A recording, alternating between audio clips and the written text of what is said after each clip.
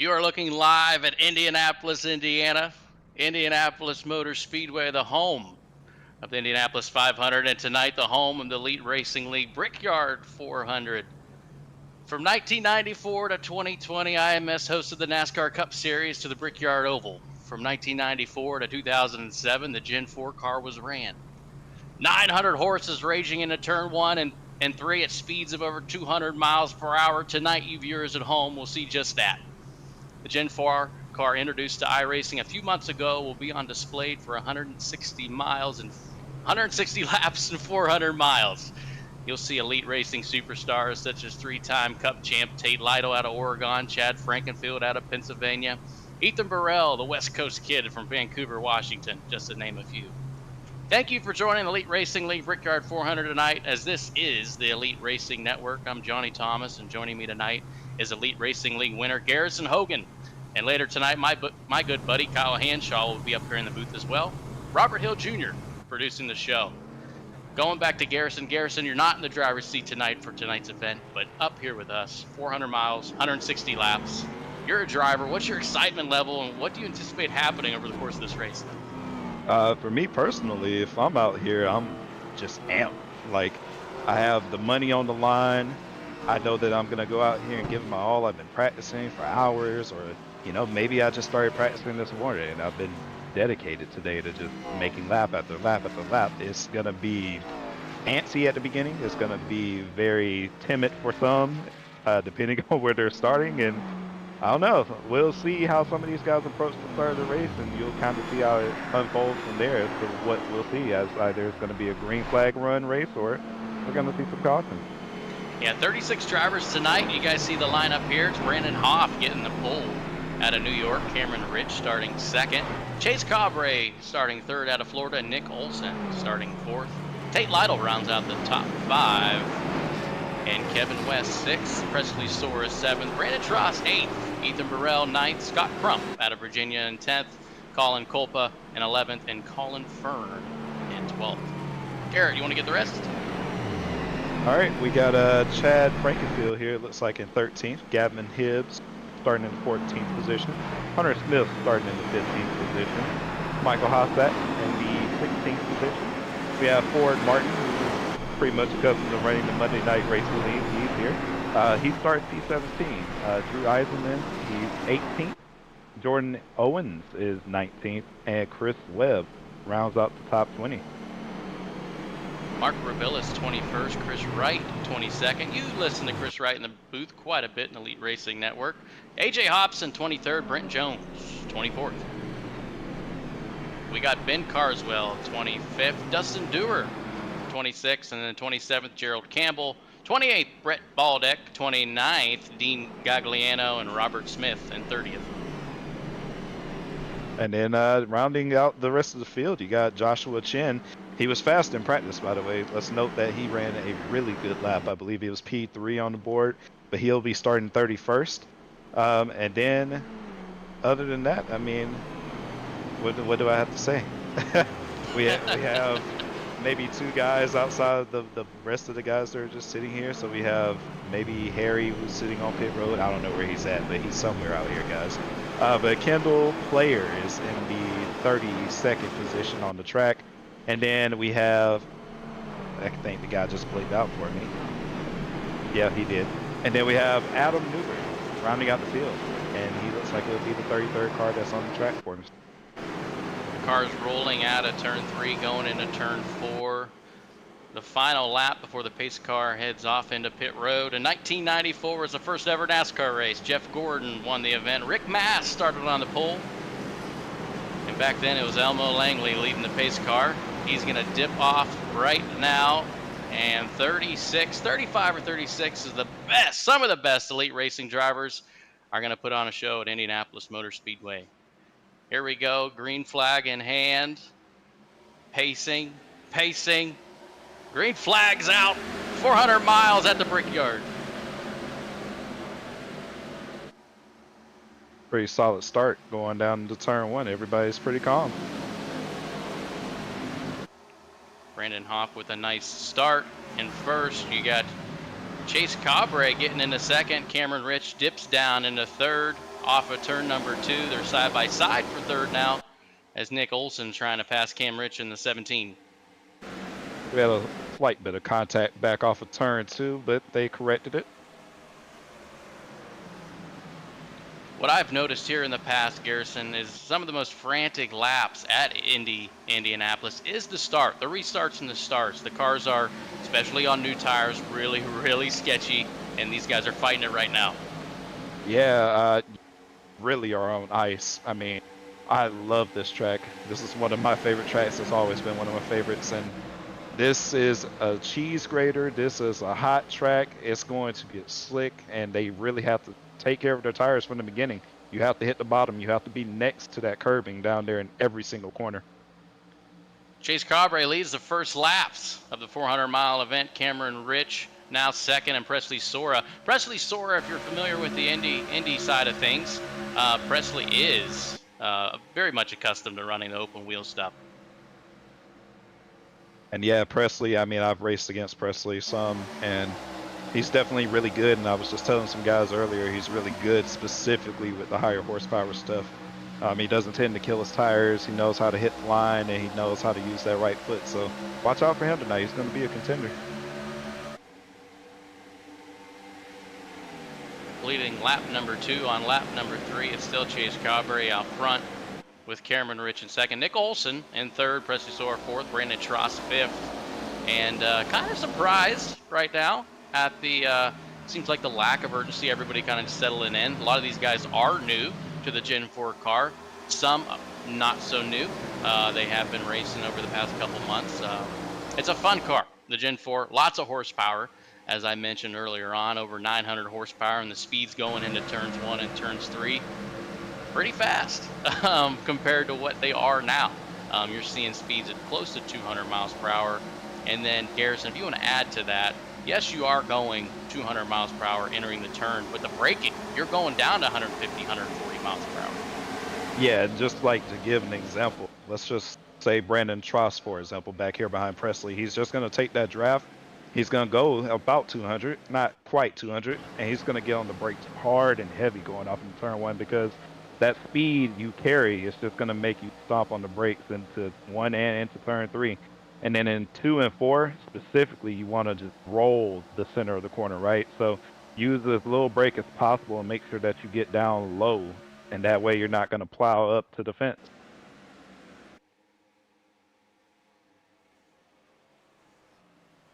Got a pass for 4th and 5th. That's Brandon Tross getting by Presley. Gotta get somewhat familiar with these paint schemes. I'm used to the Elite Racing League schemes, and everybody has different schemes tonight. It's throwing me off. Yeah, the field is very, it's some colorful schemes out here. Some that remind me of the paint schemes I used to see back in 2005, 6, 7. So it looks pretty good. You see you're on camera right now with Chad Frankenfield and Colin Fern. Colin Fern, the Xfinity Series owner of the FRS Racing Team. I'm not sure when the next time they will be participating in an Xfinity race, but you can see them on track in the near future. And Colin, right now, battling Chad Frankenfield for the 11th and 12th position. Yeah, checked Twitter today and saw a little bit of a rumor / hint, I guess, that Fern was trying to throw out here, that you might be seeing a surprise driver in the car at some point later this year. Somebody was touring their shop today. Yeah, check out the Twitter account of Collins. And speaking of the guy battling Colin, Chad Frankenfield, want to give a shout out to him. Chad did set up this. This is a special event for everybody. It's kind of a precursor, in my opinion, of the 2023 B season. We start off in Daytona in a few weeks. Myself, Garrison, you'll be participating in that. Robert, the producer, will be as well. And this is kind of not so much a warm-up because we don't use these cars, but just, in my opinion, a warm-up of just getting back in the driver's seat. And these guys, I think this is going to benefit them, whether it's, the Gen 4, the next gen, or the Xfinity car. Oh, for sure. This car is going to take a lot of, I would like to say, finesse, and it will definitely sharpen your skills. higher horsepower will always be on iRacing like driving on ice. So the more that you can learn how to drive it straight and keep the tires underneath you, the better you'll be in other series. Cameron Rich and Nick Olson. Cameron Rich, a veteran of iRacing. Cam has won championships in the past Three Wide Racing League, if anybody remembers that. Cam champion in that. A winner in multiple different leagues. And you'll see Cam racing probably a few events in the 2023 B season. Cam right now 3rd place. Chase Cabre still leading the way. Started 3rd, got the lead on lap 1, and right now he's got a 1.1 second lead on the field. One thing I would like to bring up is Ethan Burrell is now back in the 33rd position here in the race. Seems like he had an unscheduled stop of some sort at the beginning, and he's lost all the track position from his grid spot. He was starting in the 9th place position, and now he's back in 33rd. He's moving up, though.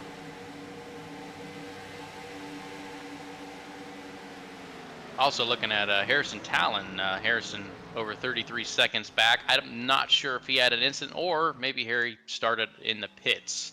Not sure, but he's back there probably looking for a caution. Yeah, he definitely started on pit road. So look for some strategy play now to, especially for Ethan, get him back towards the front. He's now 14 seconds back, maybe a little bit further than that. So we're just going to have to see how the strategy plays out for him, if he's able to gain spots and track position to battle for a top 10 or even more. Garrison, speaking of strategy, you can elaborate if you want, but right now the fuel mileage 25 to 29 laps. We're on lap 8. One thing I noticed, I did jump in this car a little bit earlier today, and the right front tended to wear as the laps progressed. The right rear, if you were loose, obviously you're loose on the early runs, that right rear is going to wear. So manage your tires for the fuel run. I'm guessing all these guys are probably want to go close to that lap 29 marker, lap 30 marker on the fuel run. Yeah, right now, if I'm in this race, I'm honestly not trying to be the leader of the race.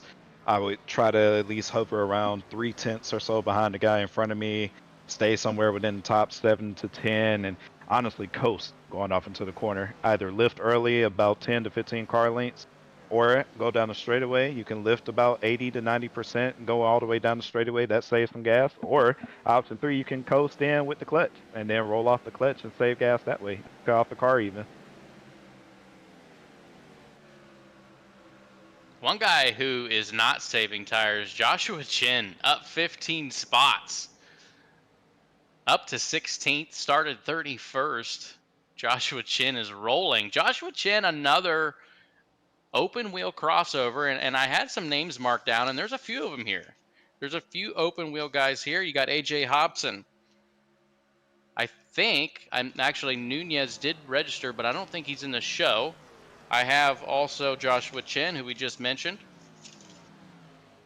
and Presley Sora, who we mentioned earlier today. He is also an open wheel driver. So some good crossover, and Presley Sora right now showing the way for the open wheel guys. Yeah, and Presley has the most experience in stock car, as I said before. I've raced against him for a few years, and the guy is definitely good with stock cars. And specifically, I remember doing the Hard to Drive event at the Homestead track. He's really, really good. Just like I said, keep an eye out on his line and just watch him try to save this tire. He's not too far back right now. He's probably in his ideal position that he wanted to be in at the beginning of the race.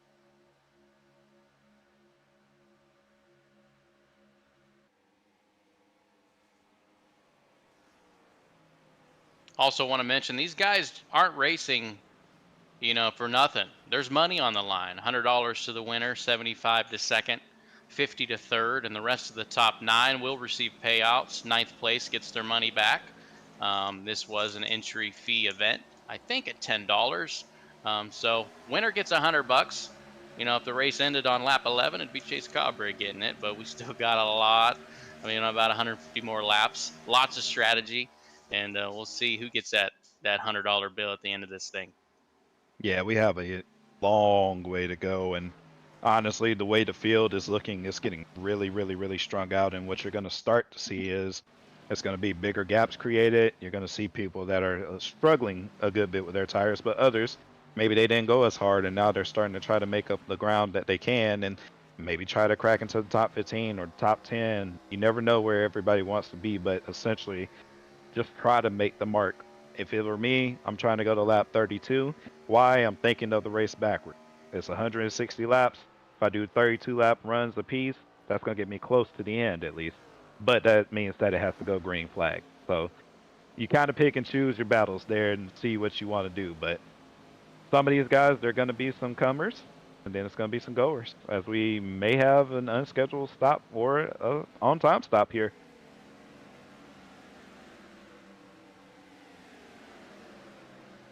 Yeah, we see Chris Wright coming down pit road. Chris Wright in the Pit Pass Network Impala. He missed his box. And he missed his box, overshot it. He's got to back up. Going to lose a ton of time. Whatever strategy Chris had going, it's out the window now.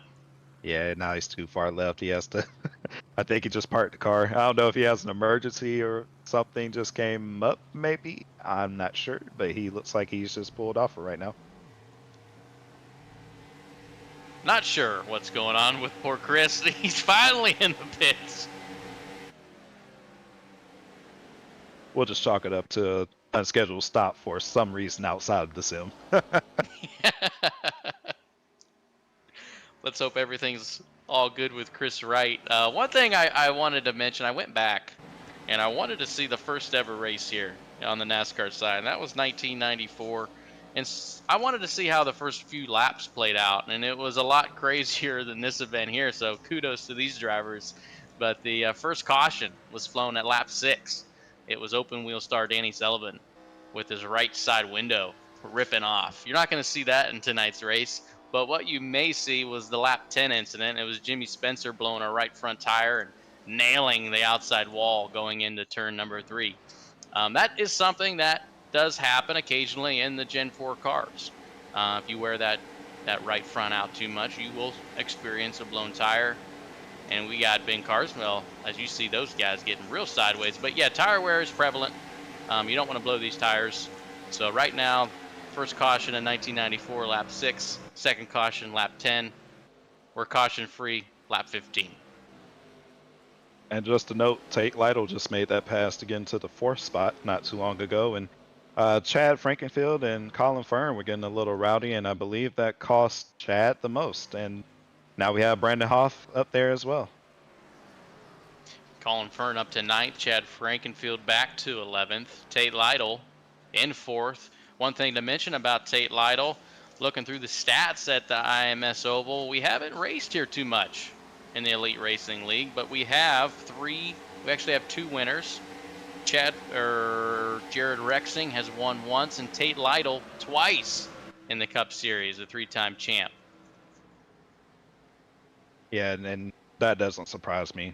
Tate's track record is amazing. His car control is amazing. His precision and everything when he drives, it's really good. Like, I love racing Tate and everything about his racecraft, and just being around him in a race car. I'm never scared. I enjoy the heck out of racing him.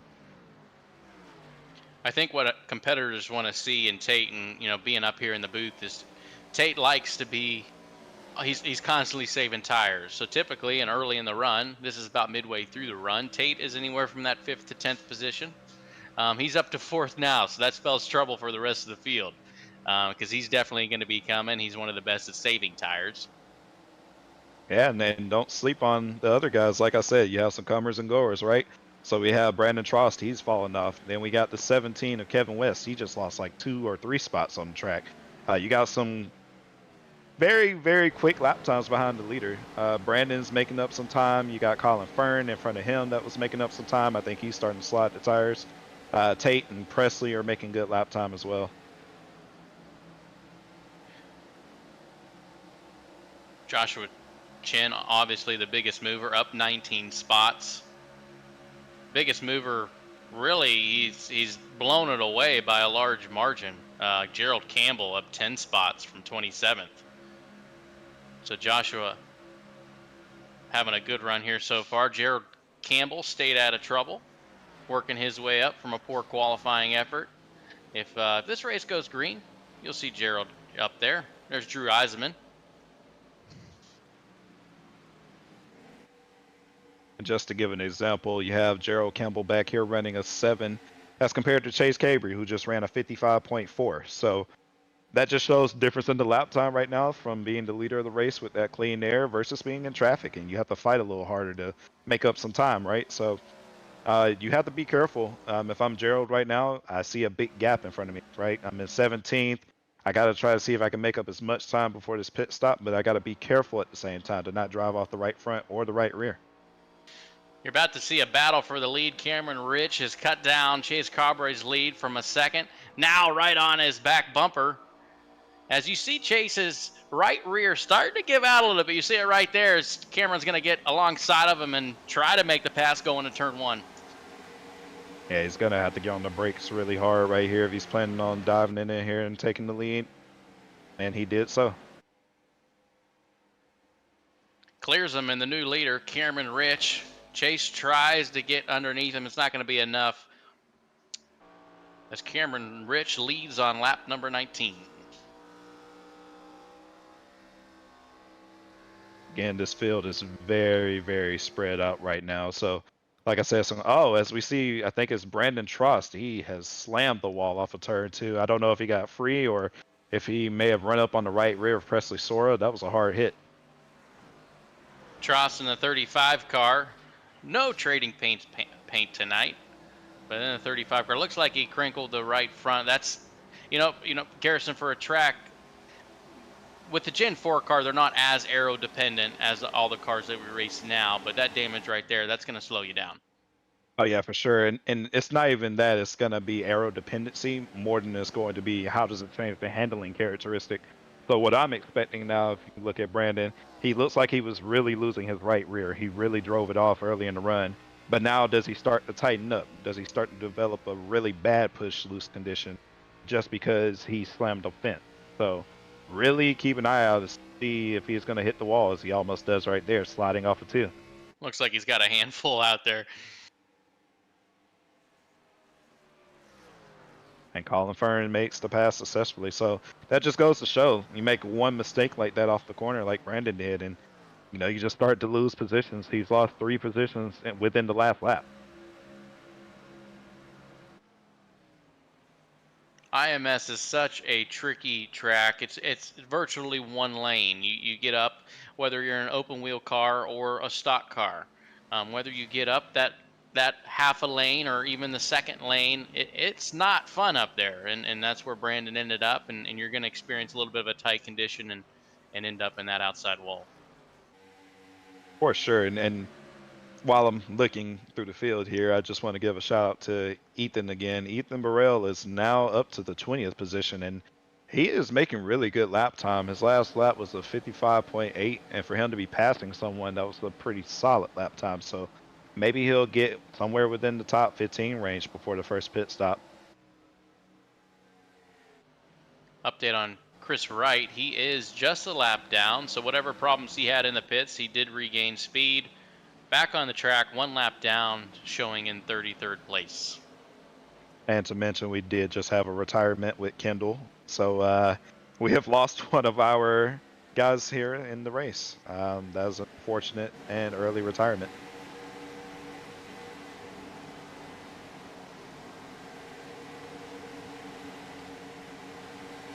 There's Joshua Chin heading down pit road. He's going to take tires. This is lap 22, a little bit earlier than what we anticipated, but just trying to get off strategy there. It's a good strategy for Josh. He worked his way up so far, and now he is pitting, getting 4 freshies, and off he goes. Yeah, and I'll tell you what that strategy is as we see Tate Lytle passing for the 3rd spot now on the track. That strategy is going to be the tire fall off, right? Looking at the lap time, compared to qualifying, you're almost 3 seconds off the pace right here. It's a threshold that everybody's just going to now be at. So we're going to start to see some guys maybe take a chance, come down pit road, and they're not going to think about fuel strategy. They're just going to think about tire life.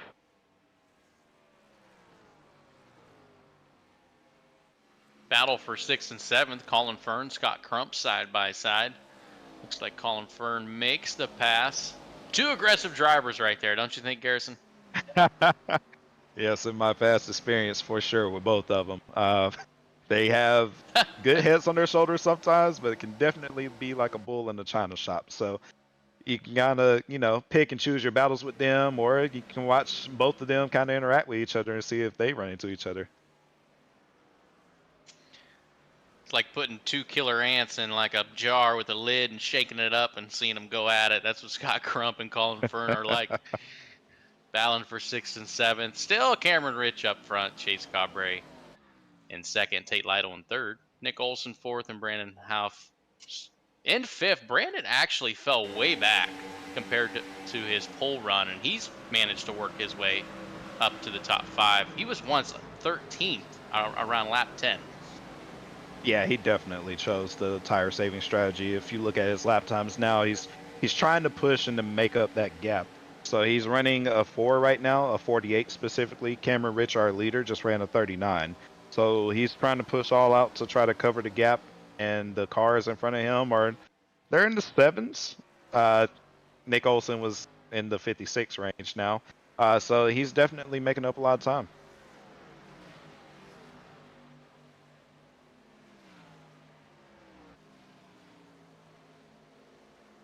Joshua Chin, like we mentioned, back on the track. 45 seconds off of the leader.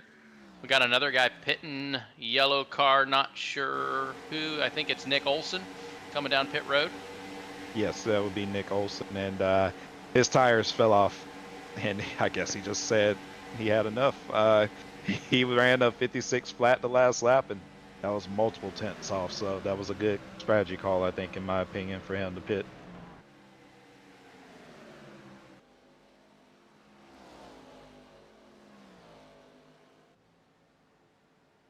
Right now, lap 25 of 160, we're going to start to see lots of guys come in, as this is when the window is open, lap 25 to lap 30. See who can go the longest, who wants to ride it out. Thing about Indianapolis is you typically stay on the lead lap if you're in the top 10. So if you do pit, the caution comes out, it's going to cycle back up to you. So these guys pitting now, whether they want to see your caution or not, if they do get one, they'll be the benefactors. Yeah, for sure. It's a time strategy, right? So if I'm Josh, I came in to pit. That's about 2.5 seconds I'm putting on the field every single lap that they stay out there. So you have to think Josh may come out with the lead of this race if they stay out too many laps. If you have some people that pit and cut down that margin in front of Josh, then those guys may inherit the lead. But overall, you want to definitely try to overcut in a race like this, and you definitely want to limit the amount of stops. So going for 30 laps, 32 laps, as I said earlier, that would be golden if you can make 32 to 33.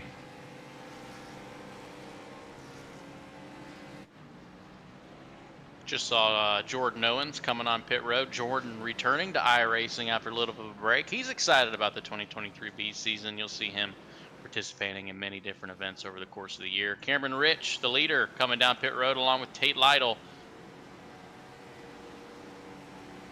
That was a great entry by Tate, as well as Brandon.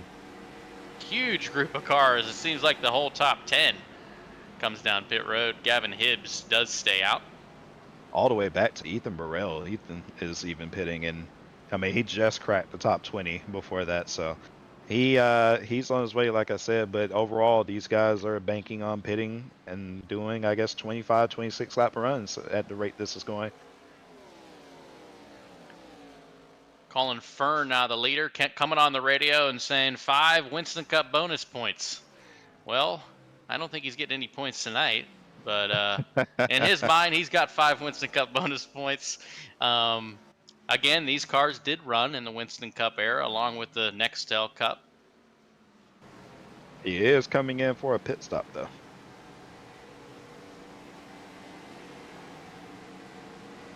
So does Gavin Hibbs. He's coming in as well. And right now, it looks like Joshua Chin will be the leader after pit stops. Precisely as I mentioned, he basically stayed out and did his thing as far as running fast laps, right? So if you pit early, you have to run really, really, really fast laps on your own, basically like you're running in qualifying. and make sure that you take advantage of the clean track. And when you finally get back in the dirty area, you have to make sure that you don't burn your tires. As Chris Wright hits the wall right in front of him. Chris is having a tough day out there so far.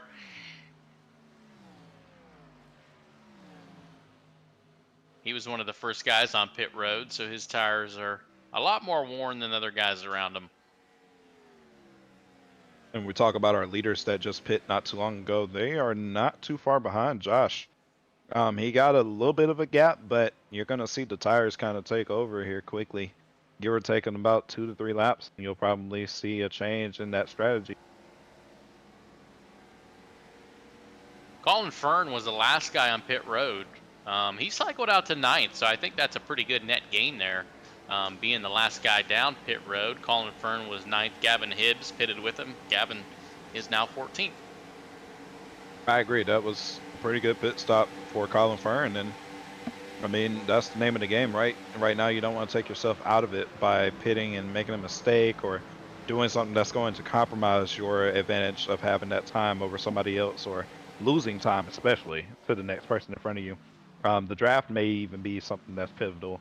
I didn't do any practice laps out here behind anybody, but you know, the draft can carry someone down the straightaway, and it allows you to save gas as the field gets strung out. That can play a part too.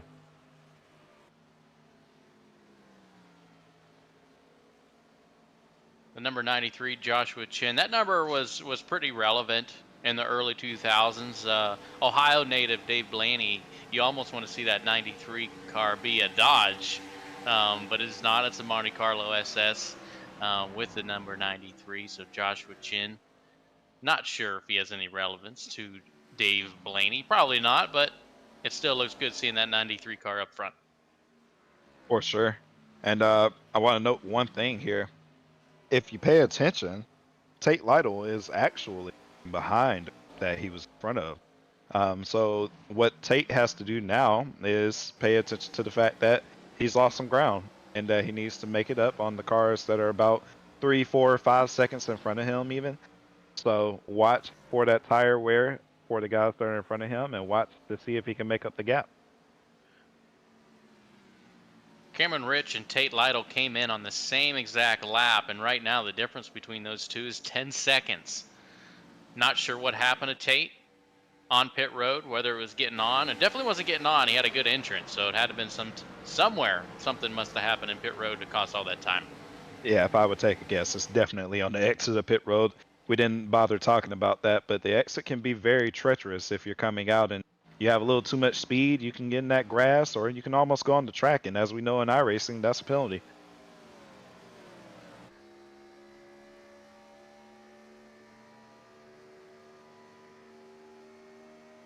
Chase Cabre now to second, only 0.6 of a second from Joshua Chen. You can expect Chase to probably make the pass here in the next lap or two. He's on a lot fresher tires compared to Josh. Depending on the run he gets through turn 1 here, that's going to make or break whether or not Josh leads, at least going into turn 3. I expect it to be off of turn 2.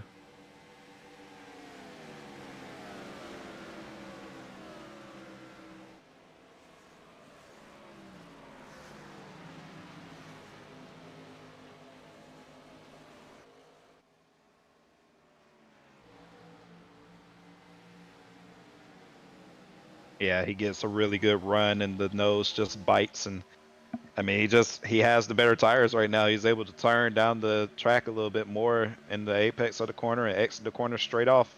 And there he goes. He passes Josh going into 3. Joshua Chen gives way, and it's Chase Carberry back to the lead. Lap 32 out of 160, the 39 back up front. Not too far behind is that 23 car of Nick Olson. I will also mention that lap cars are going to start to come into play on this run. So as we see now, Robert Smith just pulled over to the left and allowed the leaders to pass. So they're going to start catching lap traffic on this run. They're going to have to be careful as to how they navigate the traffic. That'll gain or lose time for some of these guys. See Robert Smith in the 36 Skittles car, reminiscent of Ernie Irvan a long time ago in the late 90s. It's a very colorful car. Let's say that. Ernie didn't have too much success. Not a lot of people had success in the 36 Pontiac. You see that's a Chevy on that shot, but they did drive Pontiacs. Looks like Cameron Rich about to make the pass on Joshua Chin right now. Yeah, unfortunately for Josh, it's just now he has to hang on. Hopefully he didn't burn his tires up too much. Like I said, you kind of have to hope that you can hot lap and then hold on to your tires as soon as you start to get back in traffic. So he's going to start to feel the effects, and he's probably going to lose some precious seconds. So we'll see how far back he falls. Garrison, you mentioned the draft, and I just saw Chase Carberry trying to break the draft at Nick Olson going down the front straightaway. Not sure if he'll do it again or if he was just trying to mess with something, but he went all the way down to the pit road wall trying to break that draft from Nick. Yeah, I would honestly just say he was probably bored or something. Just wanted to mess with Nick. Personally, you just don't want to scrub your tires at all by doing that right now. I would just try to consider my lap time, saving my tires. Where Chase is, especially, you have to just manage. You don't want to try to pull away from Nick. You want to try to be as smooth as possible. Don't make a mistake and hit the wall or take yourself out of it. Just be really, really smooth right now.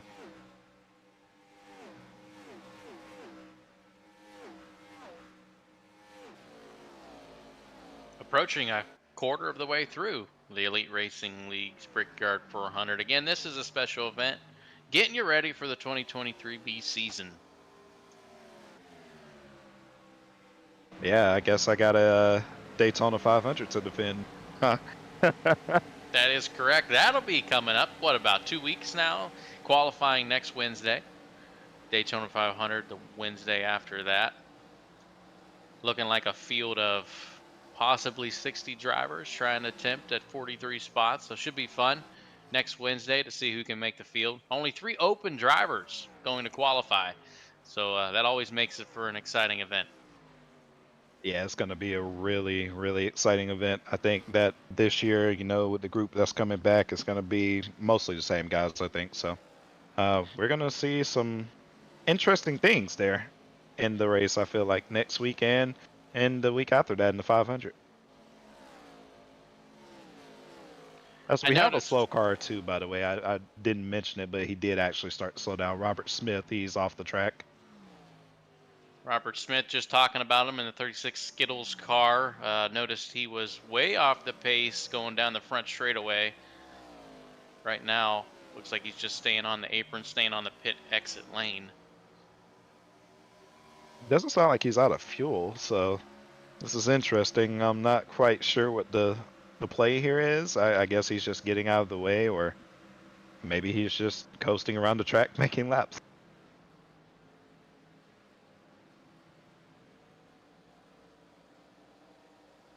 Gerald Campbell trying to get around Chris Webb. You see that awesome picture, Gerald's profile picture. And there's Chris Webb. That's an unfamiliar name. I do not recognize Chris Webb. Not sure if he runs in the truck series or the open wheel series, but Chris having a pretty good day right now, sitting 17th. We have a battle for the second position. Cameron Rich is on the outside. Didn't make it work. He's going to try to jump down. That was doing successful. The little diamond effect, and he's going to make the pass right there. And Nick has no choice but to yield. There is no grip out there. As you can see, he couldn't get back on the throttle. Harrison Talon is in the wall, going down the front stretch. Oh, jumps down there. Scott's got to take evasive maneuvers. Ends up passing Harrison, but Harrison got kind of locked on that wall. Once he got off the wall, he shot back down to the left. And that's something we didn't talk about with these cars. If you do hit the wall, you have to make sure you do not pull it off. These cars are skewed. The twisted sister, as we used to call the car, right? So the right rear is way out there, but it's in a straight line in a sense, but it's still pointed more towards the wall than the right front. So if you catch the right rear of the car and slap the right front, or vice versa, it's going to really damage the car and really hurt you as far as the handling goes. Everybody loves to see those pictures on on Twitter, I think the most famous shot was here at IMS, and I think it was Kevin Harvick's 29 car. It was a gentleman that was taking a picture of the car from above the car, and you saw how twisted it actually was. It was a great representation of what these things were like in the early 2000s. Definitely a great race car, put on a lot of great shows, and I can say as a fan that's been watching since 2005, I missed that car. Yeah, it was fun at the time. The high horsepower was extremely fun, and we really didn't know what we had until we lost it. And maybe someday. I know we always talk about high horsepower, but we also talk about going back here in the NASCAR and the real life side of things, going back to the oval. And there is rumors. The schedule hasn't came out yet for 2024, but there are rumors that NASCAR will go from the IMS road course back to the oval, and that would be certainly exciting, in my opinion. Yeah, and then to think, the game changer for the Cup Series is we have that next gen, right? So the next gen, even though it does have somewhat of a dirty air effect and the wake is kind of bad, it's not as bad as the Gen 6. So we last saw the Gen 6 around 2019 or so with the 550 package. They're not going to be that bad, and they're going to have shifting. So it will probably put on a better show for sure. I think the odds are pretty good. You're going to see the Cup Series back at the Oval in 2024 based on what we're hearing, what I've seen on Twitter, the rumors. And there's Ethan Burrell getting around, trying to get around Gerald Campbell. And that right there is a special paint scheme because that was the last paint scheme that won in the Gen 4 car. It was 2007 and it was Tony Oh, it's Stewart. mixed And there they go. contact. There's contact and Campbell gets high, manages to save it. Wow, that was a save by Gerald. I don't think it was kind of hard to tell. Maybe Ethan may have missed the entry of the corner and slid up, or they both came together. But now Gerald is kind of hitting the wall all over the place because I think his right rear slid a little too much and it's hot. Looks like Ethan didn't really anticipate Gerald coming down as far as he did. Gerald, known as one of the hardest guys to pass in the Elite Racing League. I can probably crown him as the hardest guy to pass in Elite Racing, but maybe one of the hardest guys to pass in all of iRacing. Who knows? Gerald's one of the toughest. Ethan made quick work of him there. They made contact. Yeah, Gerald is, I would like to say, the Ryan Newman almost of the elite racers. So, yeah, it could be a show or it could be you making some contact. This one.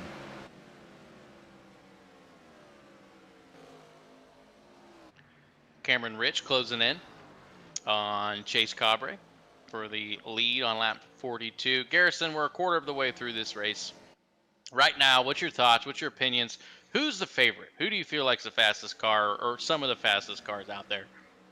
The guy that's honestly catching my eye is Cameron Rich. Notice the pattern here. It's the second run, right? We're halfway through the run or so, and it's about the same mark as the last run where he started to make up that ground on Chase, and it's just getting more and more and more evident. Off the corners, he's just holding it lower, and he's able to control the car. Great run right here going off in turn one. The lap car shouldn't play into this, but we'll see.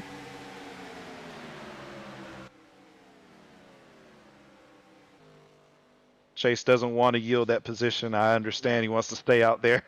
Fighting hard on that top side. Cameron's going to clear him, and then he's got to duck down again past the lap car. Lap car finally gives away, and Cameron Rich to the lead, lap 43 of 100. Last time Cameron pitted was lap 26. He's got a few more laps before he pits. Doesn't have to worry about that as Cameron's going to probably cruise out to a decent-sized lead here.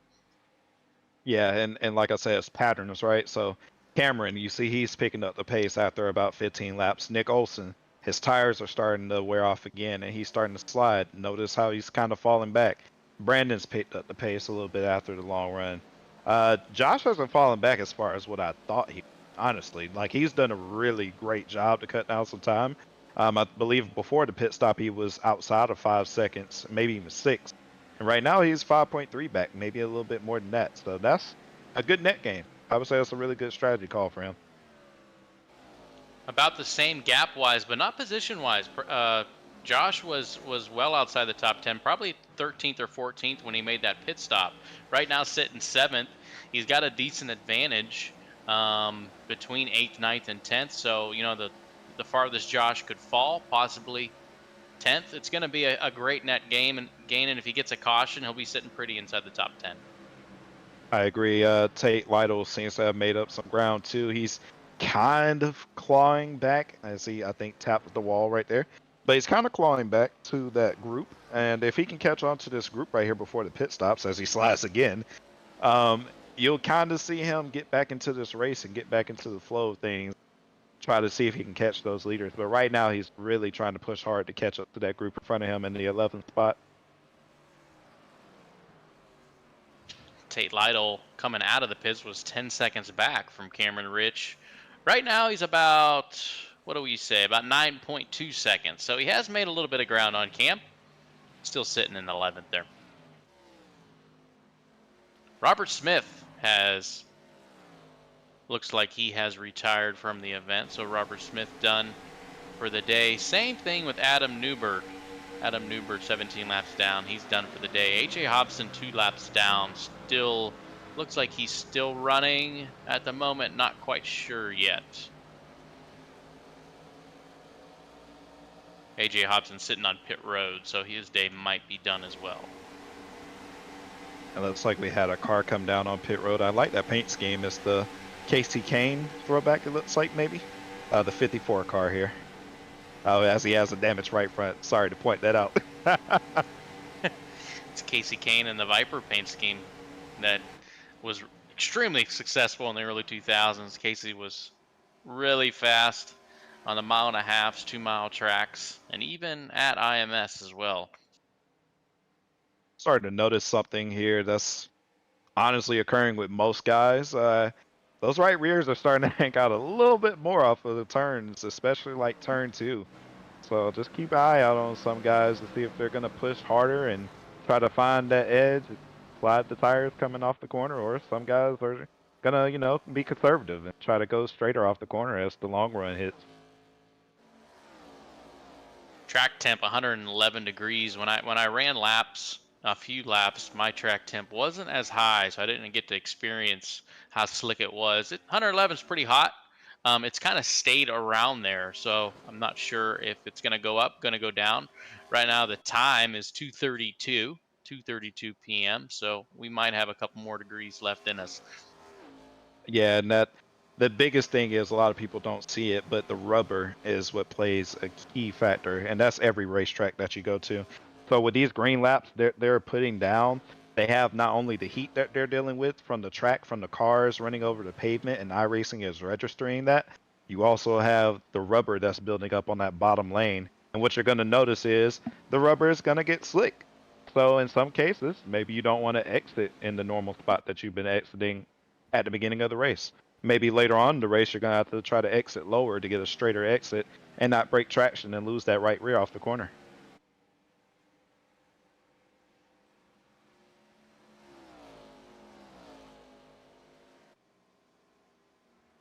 Going to go down through the running order.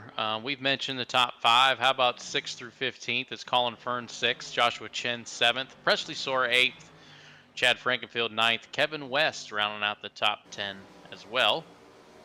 Tate Lytle, we mentioned him multiple times, hovering around 11th, trying to gain on that top 10. Brandon Trost in 12th, Hunter Smith 13th. Hunter Smith, an Indiana native. Gavin Hibbs in 14th, and Colin Culpa 15th. Yeah, and then I kind of am looking back behind the top 15 here, and I see that we have Drew Eisenman, and he's in the 16th spot, and he's about 22 seconds behind. When you start to get behind this 20-second mark, you're kind of starting to hope for a caution of some sort in this type of field. We're looking at the tire wear, and everything is 2.5 seconds off right now with their fastest lap. So from 15th on back, honestly, we got a car in the wall. Not sure who that car was, but it looked like he blew a tire. I know he didn't, but his entry was extremely high, and he rode the wall there for about half the length of the turn. Not it sure may who have that was. been. I don't know, but Josh Chin right now looks like he's kind of fighting for his life. Chad Frankenfield made an abrupt dive down there to the curving, and I don't think he meant to hit it, but he did, and he kind of got sideways. There's Josh. He's coming down pit road right now. The private label Chevy, Joshua Chin coming down, along with Chase Cabre coming down pit road. This is all timed pit stops. All right, so that's a big change that everybody needs to pay attention to.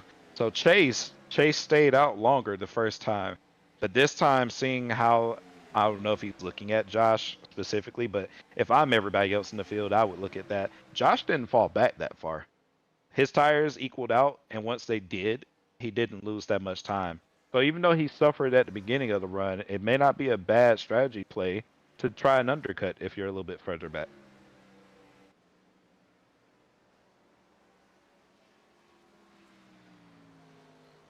We're going to go a few more laps to get through pit stops. After pit stops, we will take a commercial break here, but we're going to let everybody cycle through. Cameron Rich has a few more laps left.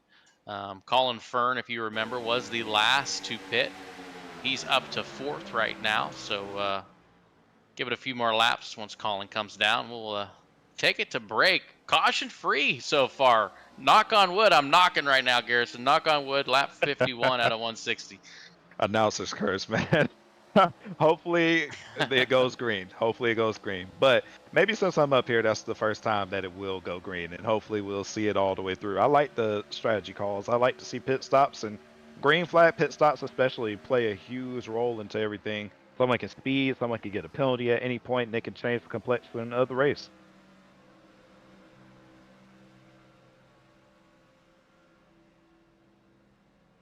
Ford Martin coming down pit road in the 07.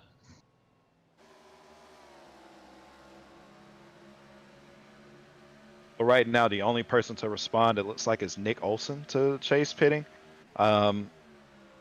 Ultimately, in the top 10, nobody's really pitting right now from what I can see. So Nick is the only one to follow suit. Hunter Smith also just came down.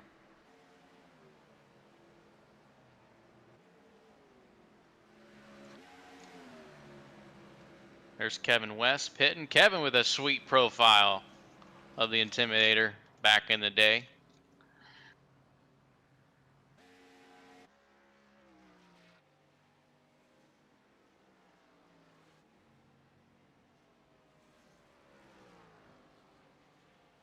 Cameron Rich is really opening up this gap to the field. So as he's coming to pit road, it looks like. Cameron's on that lap 26 strategy. Lap 26, he pitted. Lap 52, coming down pit road. Cam going by the book. So far, everything looks clean. No black flags under pit stops this time around as of yet.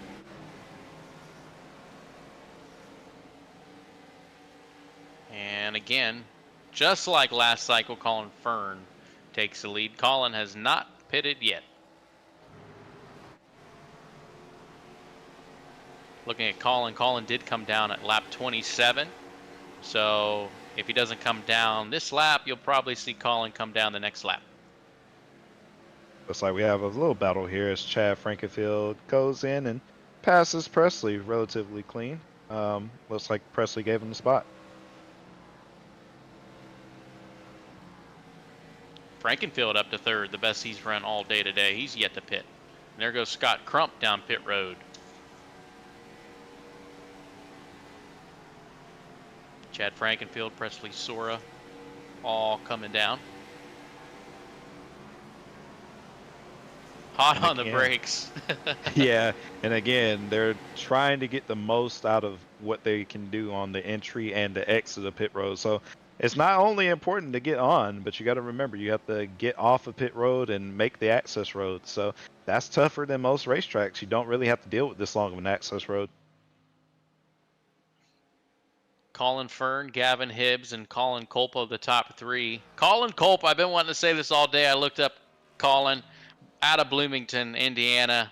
We got a nickname for Colin Culp. He's the Bloomington Bomber in 3rd place. It's a heck of a nickname. As you see Colin Fern coming down the pits, you'll probably see Gavin as well as Colin Culpa.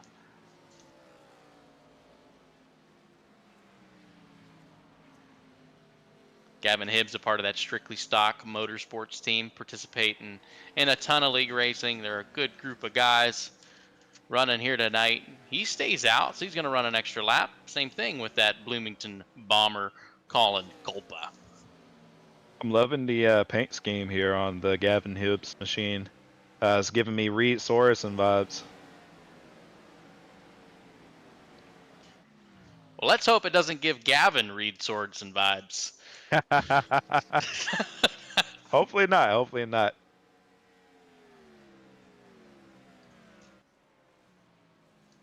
No disrespect to Reed. Reed was an awesome driver coming out of the Busch Series. Came into the Cup Series a little bit too early, in my opinion, and just didn't work out.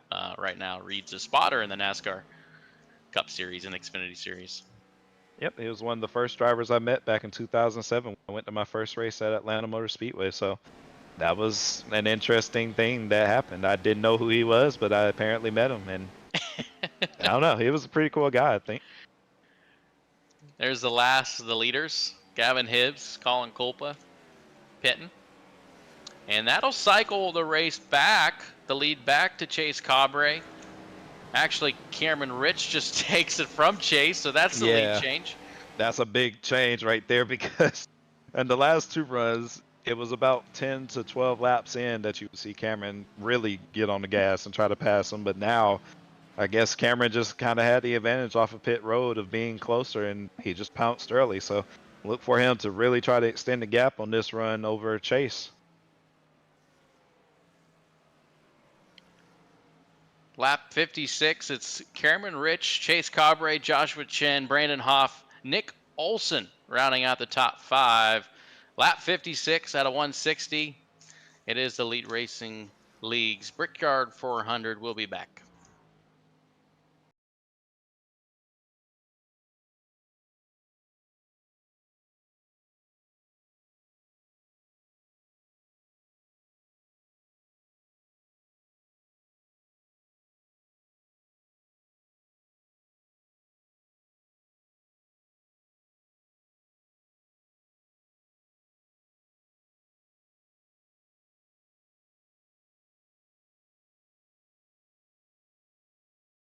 Easy, but experiencing it is.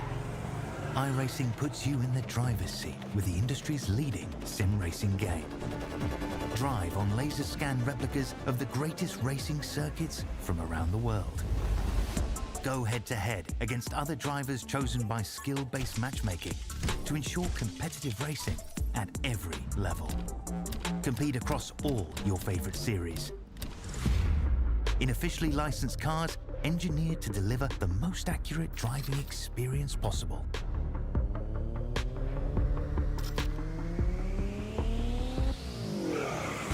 Join a race or host your own with players from across the globe. Race against the computer or in a league with friends.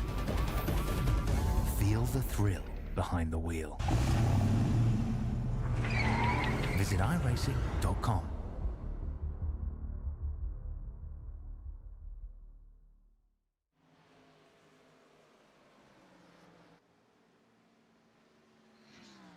Back at Indianapolis, Indiana, the Elite Racing League's Brickyard 400.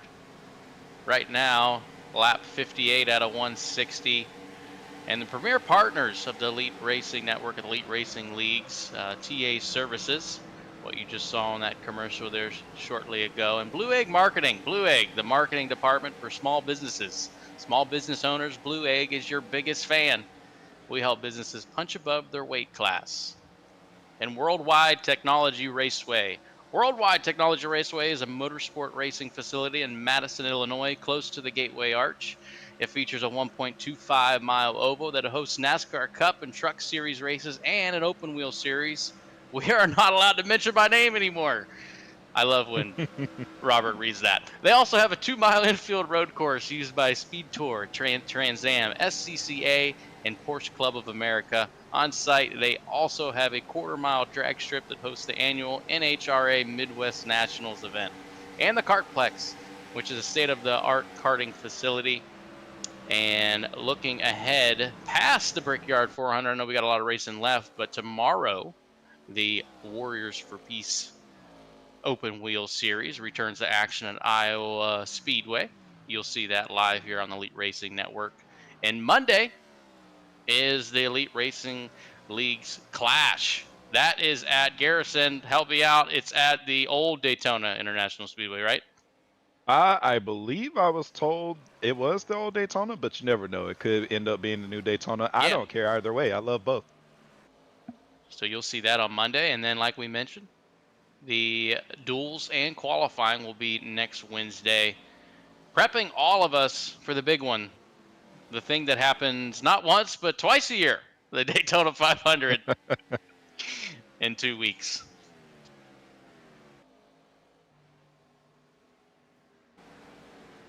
As we get back to the action here, lap 61 of 160.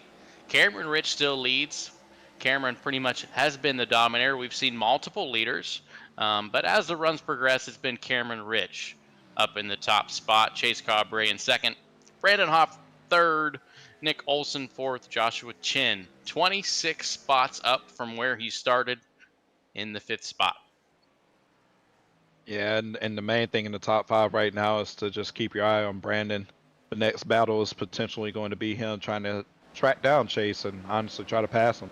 If he passes him, then it gives Brandon a little bit of a launch pad to see if he can go and catch Cameron. To me, he's been a little bit quicker than Chase at the end of the runs.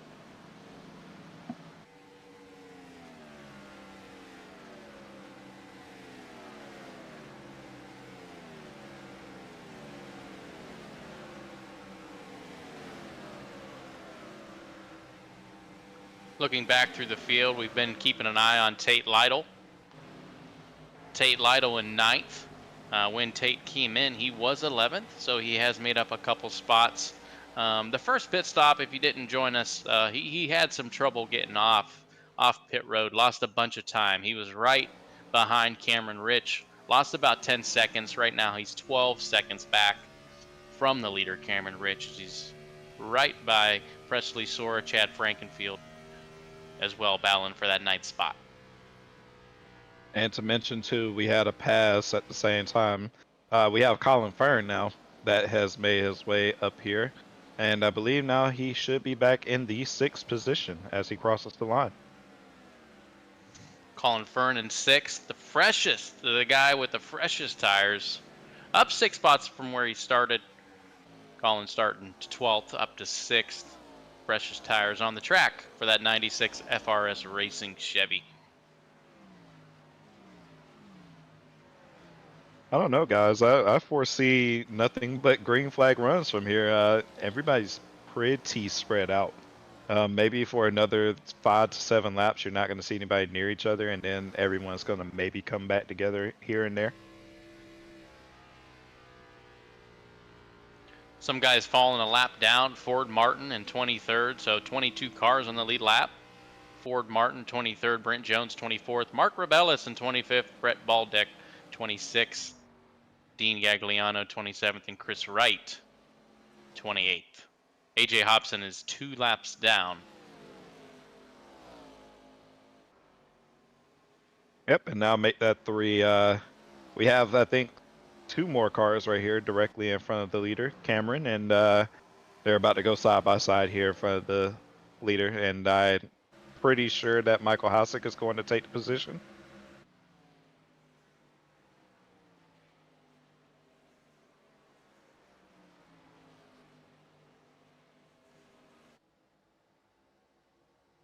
That's AJ Hobson there in the 63, so once Cam gets by, AJ will now be 3 laps down. Yeah, he's really struggling out there. You're seeing lots of guys with right front damage. That means they were tagging that outside wall. Like I said, the rubber buildup is starting to play a factor, and now we also have the cloud cover. So add that in. The cloud cover is going to potentially either cool the track down, or it's going to change some of the other characteristics of handling. But if it goes away, then they're just going to be at the same place that they were before, and the rubber is just going to continue to build up, and they're just going to continue to slide.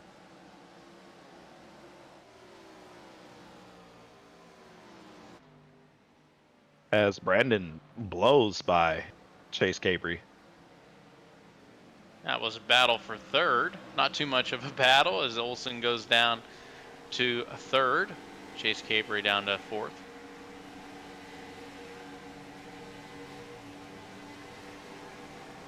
Yeah, Nick Olsen is right now in the fourth position, and he is catching Chase and at a pretty rapid rate. I don't know if Chase is trying to save something here, or if maybe he's just come to his senses on his tire wear, and maybe he's just trying to preserve a little bit more.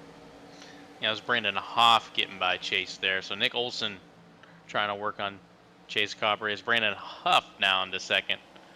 5 seconds, almost 5 seconds, 4.5 seconds back from Cameron Rich as he's spreading it out right now, Garrison. Yeah, he's really stretching his legs. I mean, 4/10 on the last lap. Granted, Brandon did have to pass for the second position, but we'll see this lap. This lap should be a really, really good indicator as to where the pace is truly. Hoff is in very clean air, so this should be a really good lap.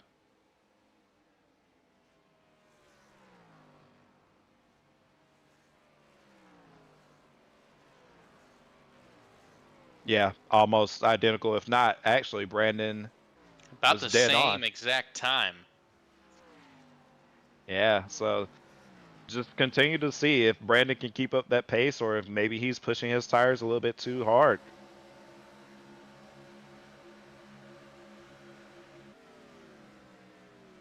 One guy that had a quick lap there was in fourth place, Nick Olsen, a 52.89. I'm sorry, a 55.00.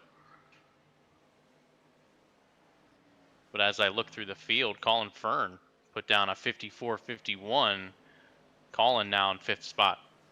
Yeah, you want to be in the mid 54s right now, and there's a couple of guys. You got your 2 leaders out front, and then you have Colin Fern. That was the next 54-second lap time. So you really need to focus if you're going to do anything at the end of the runs. Try to be in the mid 54s. Harrison Talon has retired from the event. He will be classified as finishing in the 30th spot. AJ Hobson still out there. He is, though, 5 laps down in 29th. Ben Carswell as well. He just retired from the race.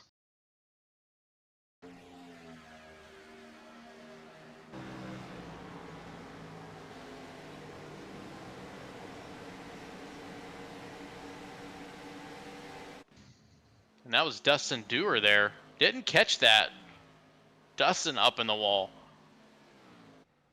Yeah, these guys are all having a moment somewhere around the track, and it's really hard to keep up with some guys. But know that it's very, very, very treacherous conditions out here. So guys that are able to make passes, yeah, he is on pit road, and I don't know. He's changing up the strategy every single time. So now he's pitting the earliest that he's ever pitted in the race. Chase Carberry heading down pit road, getting service, getting 4 tires and gas. Same thing with the 07 of Ford Martin.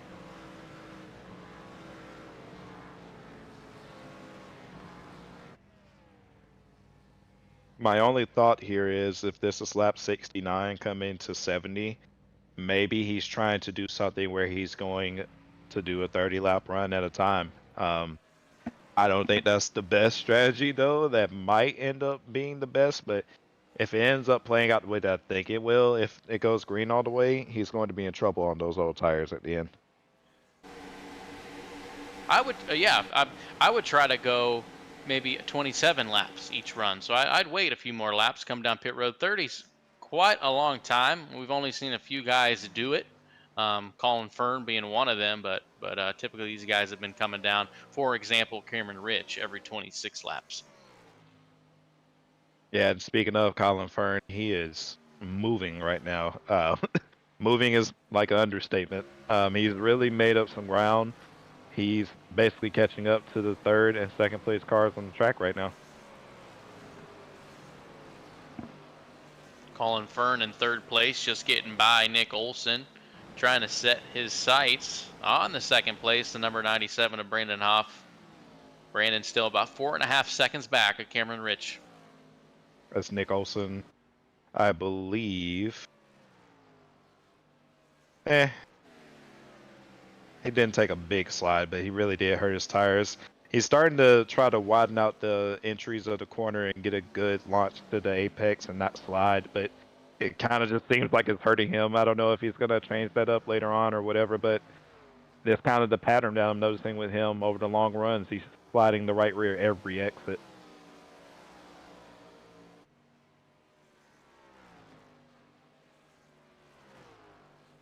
See the car way off into your distance, but you at least see him, and that's Tate Lytle. He's working his way, trying to work his way through that top 5, currently in 8th.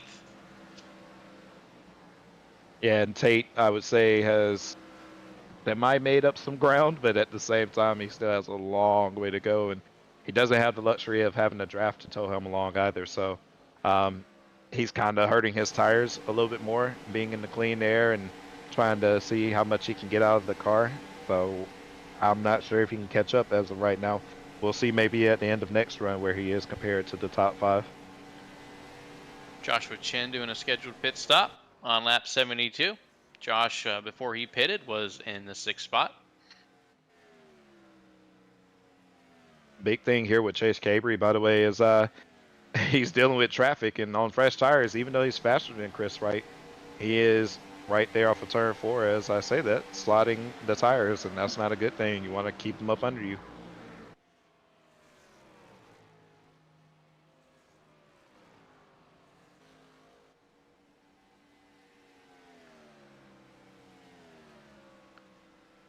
Lap 73, 72 down.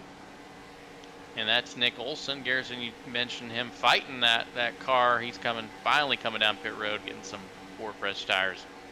Yeah, the telltale with Nick is when he starts to really slide that right rear off the corners almost every lap. Guarantee that he's probably about to come down to pit road. He's not really a fan of it from the looks of it.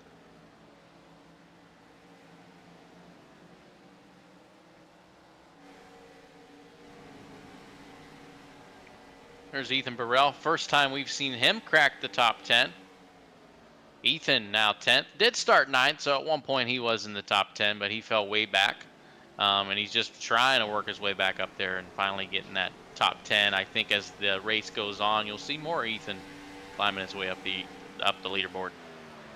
Yeah, Ethan's definitely marching towards the top 10, so definitely look out for him. I think he's chasing Hunter Smith right now, who's much further up the track, a couple of seconds up the track, so Ethan kind of has his work cut out for him.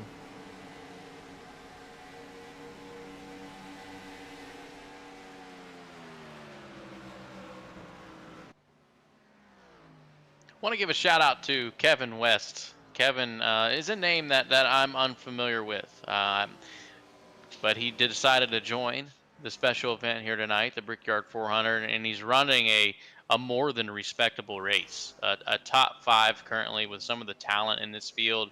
A great job for that 17 car. Doesn't look like, what is that sponsor? I'm going to give that sponsor a shout out. Not too sure what it is. Trailer. I got my glasses on too, Garrison. I can't even see it. But a shout out to Kevin West. He's having a good run tonight. Not quite halfway yet, but very respectable run. It's an interesting scheme. So he made the car to where it looks like it's supposed to be a Camaro, almost a makeshift, I would say, Cars Tour car. And it does say Trailer Park Dude all at once. So nice. That is his Twitch handle. So maybe you go to Twitch and see if that is him streaming right now. Trailer Park Dude, and it's all one word. Yeah, head on over there and give him a shout out saying we're talking about you, Kevin. Top 5 right now. Trailer Park Dude on Twitch.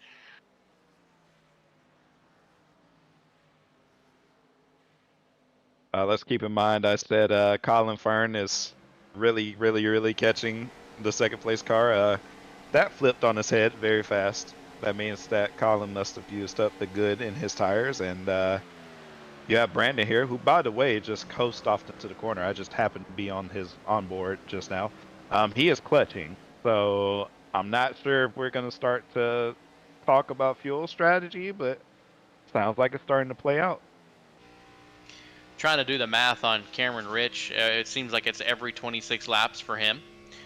So he should be pitting around lap 78 if he stays true to that. Here's Brandon Huff. Let's see if he does it.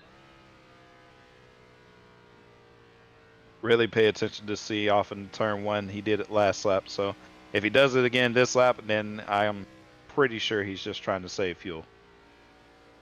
Extremely slow cornering speeds, but that's what we want to see as race car drivers. You want to see high speeds entering a turn, low speeds in the corner, especially on old tires. He's getting down to almost the 130s. Okay, yeah, he did just clutch. So you can also tell, right, the gap between him and Fern was really, really large. It was almost a corner. And then now you have Fern within a corner.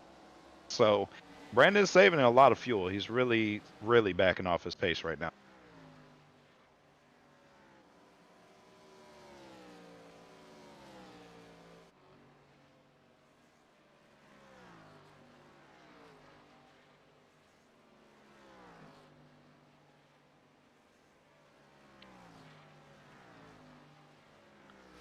Trying to figure out a strategy on why these guys would be saving fuel. I know you'd probably want to do your final pit stop with 30 to go. So I'm trying to do the math here and see what would be the best bet as far as fuel saving. Yeah, I would say think about it as what gets me 25 to go instead of 30 to go, right? The fresh tires, sure, they'll be fast for 5 laps, but the way that the tires fall off for most, I think Josh did a really good job of saving his, but for everyone else in the field, it's probably going to be way tougher, especially with the track being rubbered in. So expect 25 to go or somewhere within that range for somebody to come down for their final stop.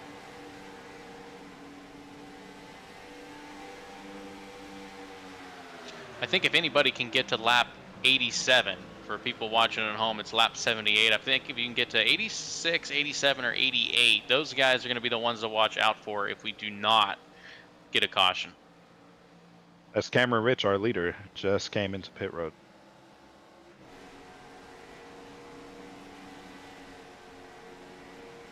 So everybody mark that down. That's 78 coming to 79 for Cameron Rich, our leader. Let's see how long Brandon stays out. If he can make the strategy work, like we just said, 87, somewhere around there, he might even get close to 87 and then just save the next one even. As long as he cuts out one pit stop and he's within 10 seconds of Cameron, he's perfectly good. Cameron Rich, Chase Cabre, Ethan Burrell, all on pit road. Chase had a pretty rough stint there. You saw Chase contending for the lead. At the time of pit stops, he was around 8th or 9th. And there's Chase there in 7th. So that wasn't Chase Cabre that was pitting. Looked like a car. Looked like Chase's car, but it was another black and white car. Yeah, Chase is chugging along right now on the track. That might have been it right there, Jordan Owens. Yeah, he did get held up by some of the traffic, like I said, when he first came out of pit road. So that drastically affected his lap times, I feel like. And then he also kind of was sliding his tires. So that also doesn't help either. As I see him behind to be on the edge coming out of 4. So this is where he needs to make up majority of his time that he lost. And hopefully his tires have some life for him to do that.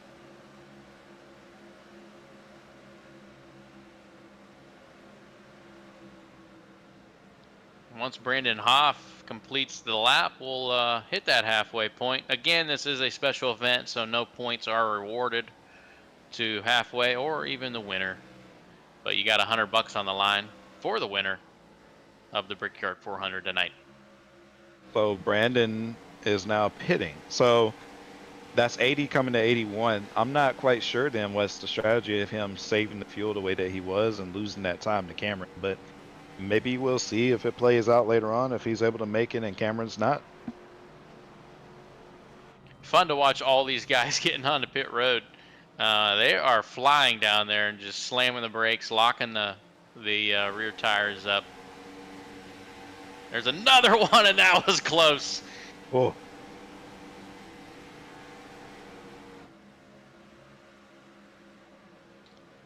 Colin Fern now the leader. Chase Cabre in second. Huge gap between first and second. Very, very large gap. And it's not going to get any smaller anytime soon. I'll put it like that. Here comes Colin. I don't think Colin's going to be able to make it. I really, honestly, don't think anybody can stretch it that far. Now we're looking at maybe another 3 stops. 2 for some, I guess, if they're like playing the game of maybe getting a caution or something like that. I don't know. It's just going to be a weird stretch as Colin missed his box a little bit. He had to back up.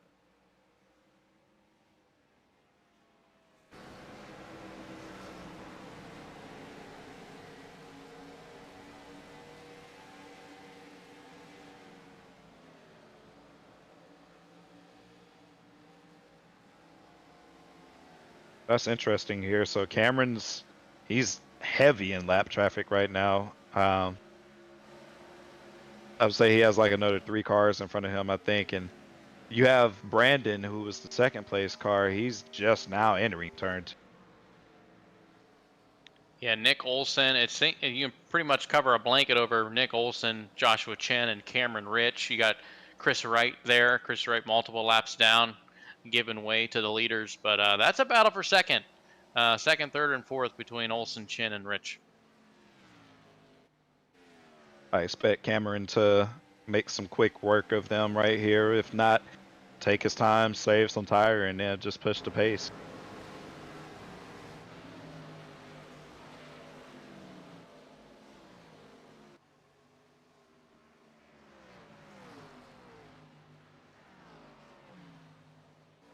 See how long it takes for the leaders to catch Chase, the 39 car out front.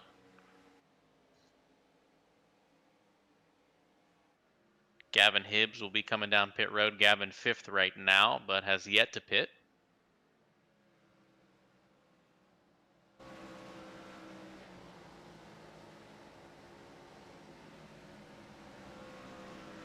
This is quite a large gap back to Brandon. I'm not sure if staying out that long cost him that many seconds. I would like to say that probably played a part into it, but I just think also that Cameron may have beat him on pit road a little bit. Looks like Chase Cabre has left the session. I'm seeing here in the server that Chase has manually disconnected. That strategy didn't play out for Chase. He was struggling there on that last stint, and he has parked it for the day. So the day's done for the 39 car. Yeah, he probably was not having fun at all. You'll tend to see a lot of drivers, especially when it's like a long green flag run. It's just not that fun if you're sliding the tires and just burning them up. And I understand the frustration. So, yeah, it must have been pretty bad for him. And I guess he says that he has better things to do. As far as the physicality, the mentality in iRacing, it's not hard at all. But when you get into runs like this, especially in a technical track like Indianapolis Motor Speedway, under a long green flag run, the mental side of it comes into play where you tend to lapse off. You tend to have a slight misjudgment sometimes. And this is the time of the race where if you just slip up a little bit, just like what Ford Martin did right there, it would be pretty easy to get that caution. But right now, this is where everybody has to stay on their game. Yeah, and like I said, for the leaders, the lead lap cars have to navigate the lap traffic. It's very vital and very key, so keep an eye out. That might be the equalizer. I don't see Cameron getting caught just on pace, but you never know what could happen behind him to cause a restart or something that just throws the race on his head.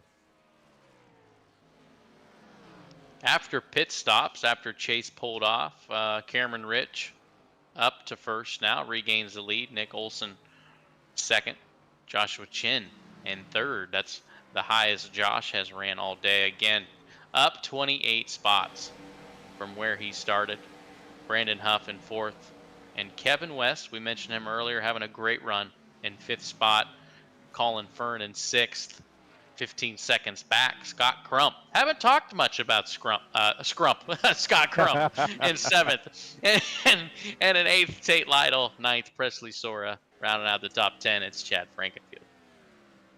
Grump. I might have to use that as a nickname for him when we're racing next week. Now this race is like I said, pretty spread out, and I mean right now what I'm starting to see that's really coming together. Yes, that was hairy. We got guys in the top 10 that are starting to come together again, and it's going to be a battle. That was Gerald almost getting into the back of Nick Olson. Gerald's trying to get back on the lead lap, and there's some words being thrown around between Nick Olson and Gerald Campbell. I wouldn't be happy to if I was Nick either. Yeah, Nick is not one of those guys that you want to really get into a spat with. He is very, very opinionated, especially when it comes to Twitter and other things. So I would not want to get into a war of words in the lobby with Nick Olson right now. Dusty Dewar in the wall again. A lot of guys in the wall. They're managing to save it. Yeah, we're seeing a lot of mistakes, sliding the tires, and just it's almost as if the guys are just lacking a bit of concentration. But at this point, I wouldn't blame them. If I've done 87 laps straight, that's a pretty long time to try to pay attention.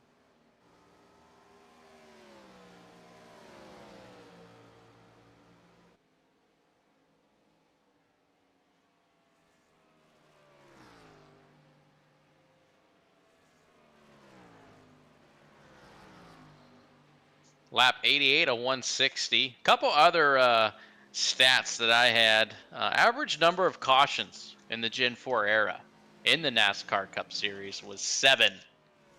Right now, again, not jinxing it, but we have yet to have a caution. But the average number of cautions in the Gen 4 era, 7 cautions per race at Indianapolis. Yeah, and most of that was mainly due to very hot conditions. You know, the race being the summertime and the track being treacherous outside of the bottom groove. So on iRacing, it's not going to kill you necessarily. You're not going to slide into the wall if you're outside of that rubber, but it will cause you to be very tight and you can't turn. So that can sometimes cause cautions out here, but these guys so far are managing pretty well. They're single file and just moving along.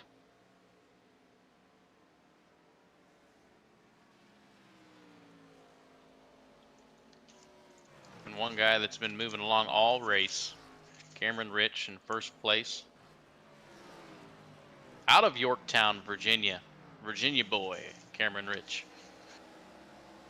Yeah, he's on a whole nother level right now compared to everyone else. It's not even close. Looking at Drew Eisenman in 13th. You want to know who the owner is of the 17 of Cameron Rich? Well, it is Drew Eisenman, EisenTech Enterprise. Drew owns the 17. They both race teammates together. Drew been in iRacing for a long time. I've been racing with Drew in the 3-wide racing days. He participates in ERSCA, and then you'll probably see Drew in the elite racing leagues as well.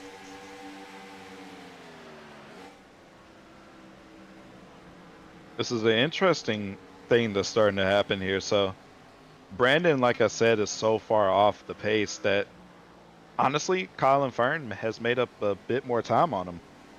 And it looks like maybe even Tate Lytle is starting to come into play with this group. He has actually made up a good bit of ground. So, as I said from that last stint, Tate has made up a bunch of ground, and he's now caught up to that pack in front of him, which is very vital to his race. All he needs is a caution. Maybe it gives him a chance to race with Cameron up there. Colin Fern just making a pass on Kevin West. That breaks Colin into the top 5. Right behind Brandon Hoff.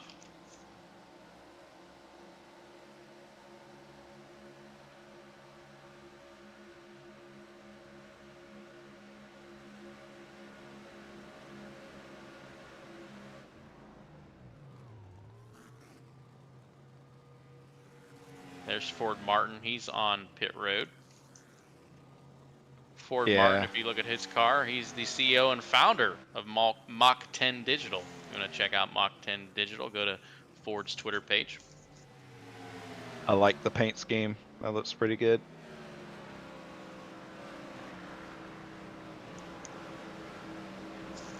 Ford Martin out of North Carolina.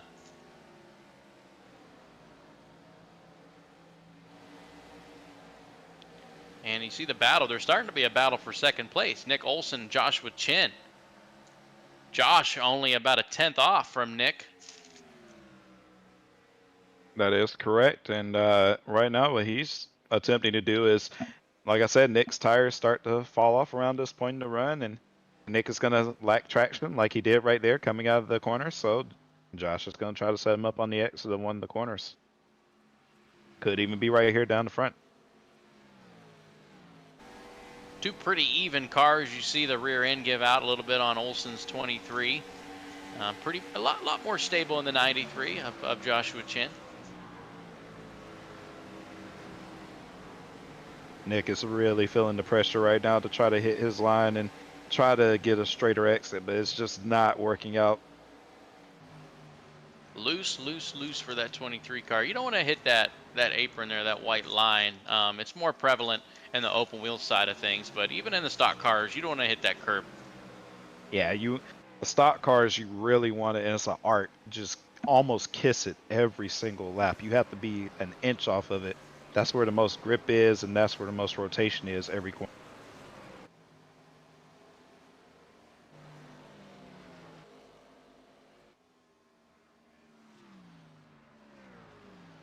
As Josh gets a huge run coming off the corner. That time he just didn't take the run. I mean, that was bigger than what it looked for sure, so I just think he backed off of that. Good looking Nick Olson sponsor right there. Nick showing as a 23, 24 car paint scheme though. That grit sponsorship. Gritty.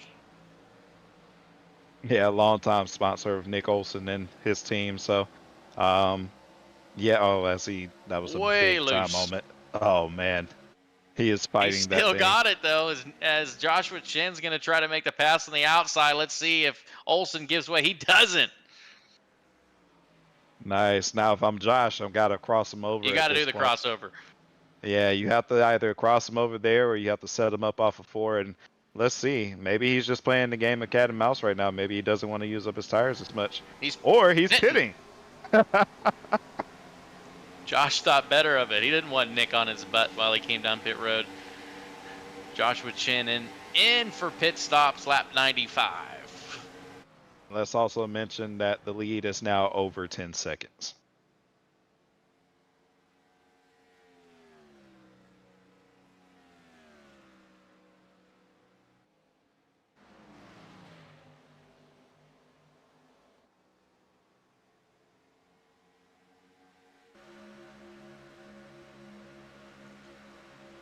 Right now, not a whole lot of battles going on. I'm looking at Chad Frankenfield passing Chris Wright. Chris Wright multiple laps down. And there's a battle right there. Scott Crump passing Kevin West. And there's Tate Lytle right there, right behind him. Kevin West fighting on the outside. Tate is really, really good right now with his lap times. If he does a good job of keeping his tires on it, he'll be fine. As we have, I think that's Nick Olson that just hit pit road. 24 car Nick Olson coming down the pits.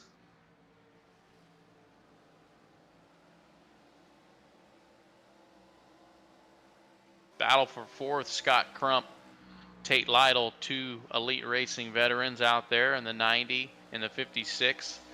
Tate Lytle with that famous paint scheme that Kevin Harvick drove for multiple years. And Tate's famous sponsor, days gone by, Brent Wentz, supporting the Tate Lytle Chevy tonight.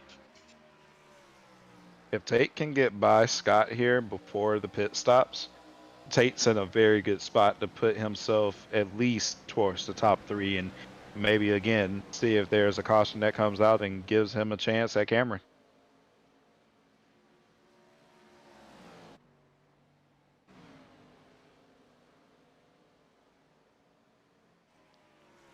A few more people making their way down pit road. Chris Wright pitting.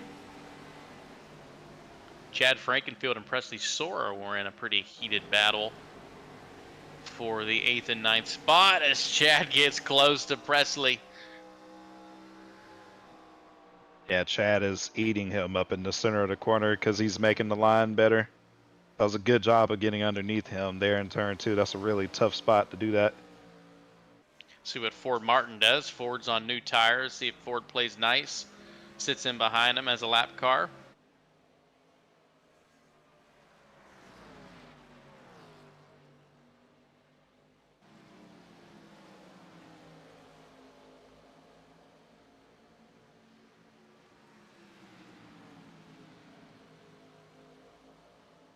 Pat got a little wide off that exit there. Presley got a good run. Presley squirrely as well.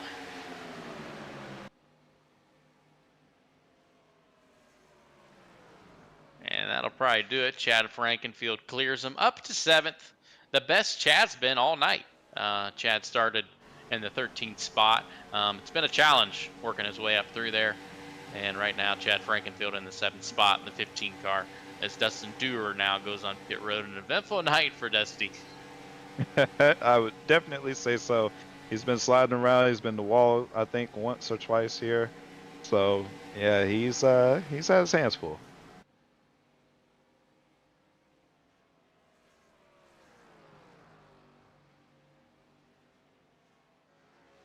Josh Chin, he seems to be making some good time. He's not getting held up by anybody. He just made a good pass on the straightaway. That's exactly where you want to make the passes on fresh tires, and he's able to set the corners back up and run the optimal line. So right now, that's a pretty good thing for him. He's going to cut down some time to Cameron, but as we know, when Cameron does decide to pit and come back out, it's going to be no time before he ends up passing him again. That last lap, Joshua Chin, 2 seconds. 2 seconds faster than Cameron Rich, so about 2 seconds a lap.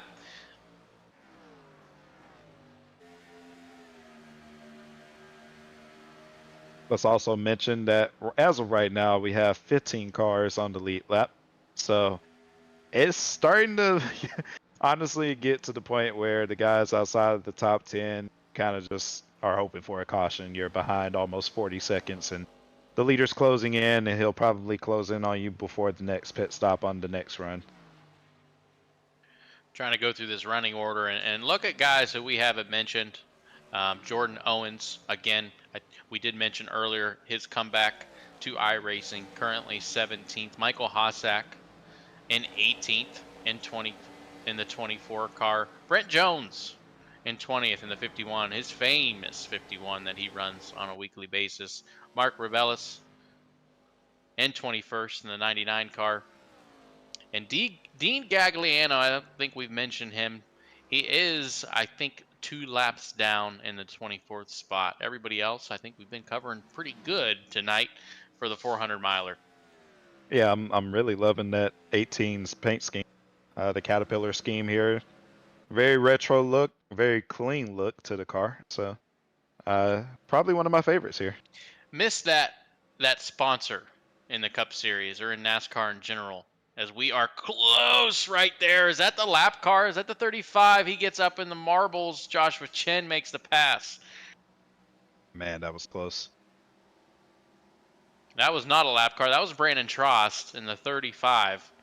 Yeah, they were going 3 wide, entering the corner almost, and the guy in the middle backed out, and yeah, it was a sticky situation. But luckily, Josh had the good tires on. If he didn't have the nice newer tires, yeah, that would have been the caution. No cautions tonight, but we've had some extremely close calls, and it is so easy. Garrison, I don't know if you've been in these Gen 4 cars. I'm sure you've done a ton of laps in the ARCA car, which is pretty much the same thing, but they're so easy to spin out when you get somebody in the rear bumper that things just turn around automatically. Oh man, yes. The bumpers do not align. If you go and try to bump someone in these cars, the bumper just goes underneath and jacks them up. There's no other way to put it on iRacing. The physics just do not match. So you're not going to give them a nice love tap and push them out in front of you. You're just going to send them spinning off to the left. So hopefully nobody does that. If they do, that is going to result in a caution. This is a great track for the Gen 4. Gen 4s and short tracks are oil and water. What I've noticed, that these things, they put on the best race in 1.5 miles, 2 miles, 2.5 miles, and they put on pretty dang good super speedway racing as well. You get anything below 1.5 miles and you're in for a pretty wild time. Oh yeah, for sure. Before the car was even announced, I remember going into hosted sessions with the likes of Michael Conti and a bunch of other coat guys, and we were just all brawling and having so much fun at places like Auto Club. And oh man, it's a great time. Like if you get a really good group of drivers and a really good setup, this thing is a blast.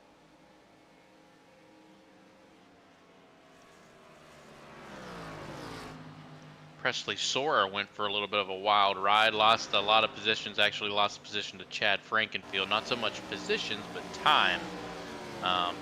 Sailed way off into the high side of turns 1 and 2 and lost the spot there to Chad. And we also had Brandon Tross hit the wall again, pretty solid. That's like the 5th timer, so I've seen him hit the wall, so that's pretty tough. And another thing to note too, Tate Lytle was definitely catching Scott Crump, and Scott Crump has stretched his legs. He's extended the gap by over a second to Tate. That last lap, Scott Crump a 55.70, Tate Lytle 55.81, and a testament to Cameron Rich. I mean, the dude is on another level, 55.44 last lap. Ethan Burrell coming down pit road. And what you'll see here is it's either going to be the second to last stop for most of these people if they're really conserving, or it's going to be the third last, depending on if they want to get tires. As the leader comes in right now, Cameron Rich is on pit road. Every 26 laps, lap 104, Cameron Rich down to pit road. This puts him at 56 laps to go. The pattern. Tate Lytle into the wall, big damage. Yep, huge damage. Big damage for Tate Lytle coming out of the turn, coming out of turn 4. Tate Lytle smacks the wall, and that's a pretty safe bet. That might be the end of Tate Lytle's chance of winning his 3rd race at Indianapolis Motor Speedway and his first Brickyard 400.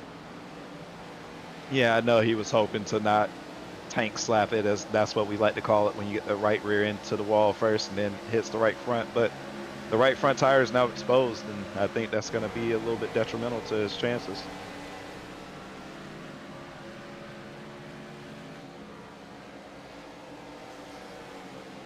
Cameron Rich is so fast that he pitted and he still maintains a top 10 position. Easily. Notice though the gap is honestly Josh versus Cameron now. Cameron came off the pit road as not the leader virtually. It's going to be Joshua Chin.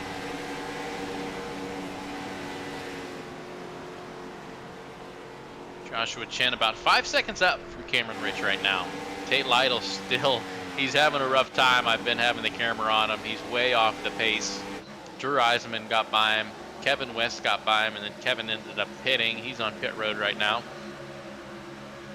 Car is really hurt. You can tell down the straightaway he's struggling to get that little bit extra speed now, and especially where he was trying to make up time and being by himself without draft to tow him around, that's going to kill his chances. Mark Rubilis into the wall. Turn 4 is starting to get a lot of these guys. I've been watching the exit of 4, and everybody keeps pounding the wall. Colin Fern down pit road as well. Yeah, for like I said, that rubber buildup, right? So I'm in the replay right here in the session, and I can see the rubber buildup, and it's hard to see at this track. Specifically, it's hard to see in the exit and the entry, but there is a dark patch that has developed a little bit higher out of all the exit of the corners, and you don't want to get into that dark patch. That's what's going to send you sliding towards the wall. Brandon Huff now the leader. Scott Crump in second, but Scott is going to be coming down pit road as he just radioed into everybody. He'll be putting this time by. Tate Lytle 3rd, Frankenfield 4th, and Presley Sora in 5th. Let's see who can make it to lap 110, by the way. If you make it to lap 110, you can do 25 lap runs.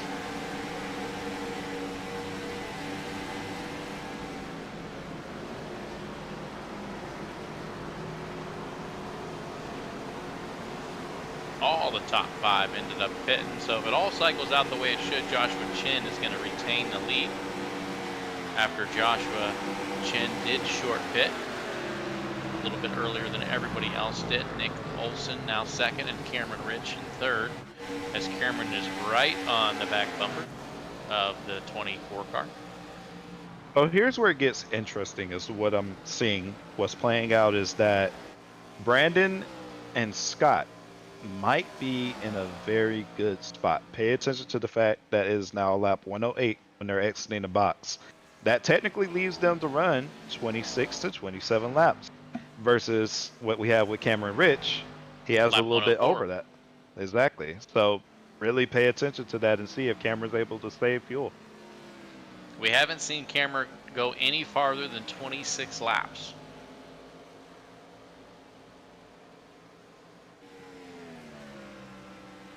As he gets by Nick Olson and sets sail to Joshua Chin, the leader. 30 spots gained from the time of qualifying. Joshua Chin qualified 31st, no cautions tonight, and he has managed to work his way all the way up to position number 1. Joshua Chin, the leader. Lap 109 on 160. We will be back. This will be our final break. This is the Elite Racing League Brickyard 400.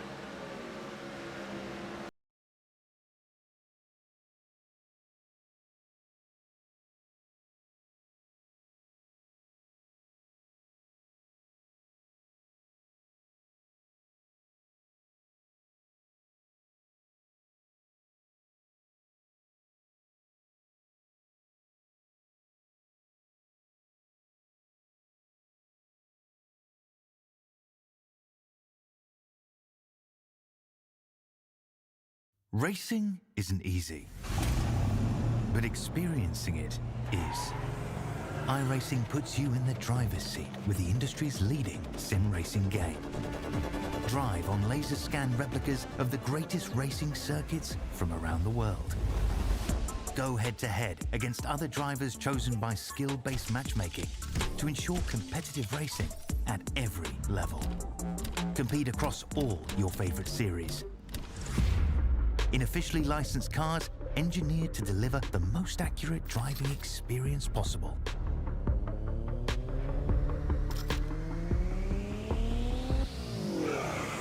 Join a race or host your own with players from across the globe. Race against the computer or in a league with friends. Feel the thrill behind the wheel. Visit iRacing.com.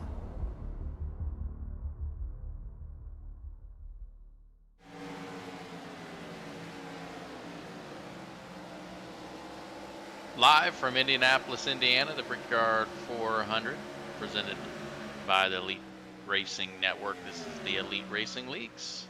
Lap 111 out of 160, and it's Cameron Rich, as you see right there, making the pass on Joshua Chin for the lead with 49 laps to go in the 400 miles, as you see above there, that lap 111. 400 miles on the bricks, 49 laps to go. It's Cameron Rich up front.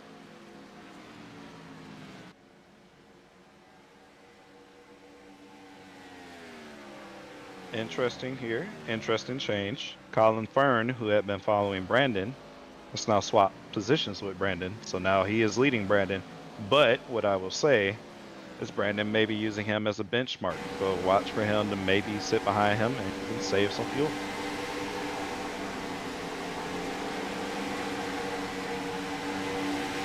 Brandon ran the quickest lap last time by, 52.80. Now Brandon ran a 53.05 there. As Gavin Hibbs pits, I say we take you through. Garrison, how about everybody that's on the lead lap? So starting in first, it's Cameron Rich right now running first. Joshua Chin in the second spot. Nick Olson, you see him as a 23, the 24. He's in third. And Colin Fern is in fourth with Brandon Huff in fifth. Scott Crump, 6th. Kevin West in 7th. Tate Lytle in 8th. Chad Frankenfield 9th. And Presley Sora 10th. Ethan Burrell, you see him in the 20 car, that famous Home Depot paint scheme and running in 11th. Hunter Smith in 12th. Drew Eisenman, owner of the leader Cameron Rich, in 13th. Gavin Hibbs, who just pitted, is in 14th. Yep. And if I'm still looking, I think that's it. Yep, that's it. And he actually just went a lap down coming off pit road. So right now he's going to get his lap back quickly. But that's going to put us at, it looks like, 14 cars. This is what I love about full distance races. This is what I love about not having stage breaks, is it sets apart, it sets apart the best drivers. It sets apart the good drivers. And then, the mediocre, the A, B's, and C's. And when it all shakes out and you got 100 to 150 miles left, you only got 13 guys in the lead lap. So it's a will to survive out here, especially in a long distance race. For sure. And not to be the one to bring it back up or brag or anything, but I have that Coke 600 from, I think it's 2 years ago, the fixed series top split win, and 400 laps, man. It was so long, but I remember I was streaming that race and it was broadcasted. It's still on YouTube, I think, but man, that is a long time. And these guys aren't out here for 4 hours. Let me not say that. They've only been out here so far for what, an hour and 51 minutes. So they're moving very fast, and they only have maybe like another fourth of the race. Speaking of Garrison's 600 win, I think Robert can probably answer this. Is this the first time we've had 2 Elite Racing Daytona 500 champions calling a race?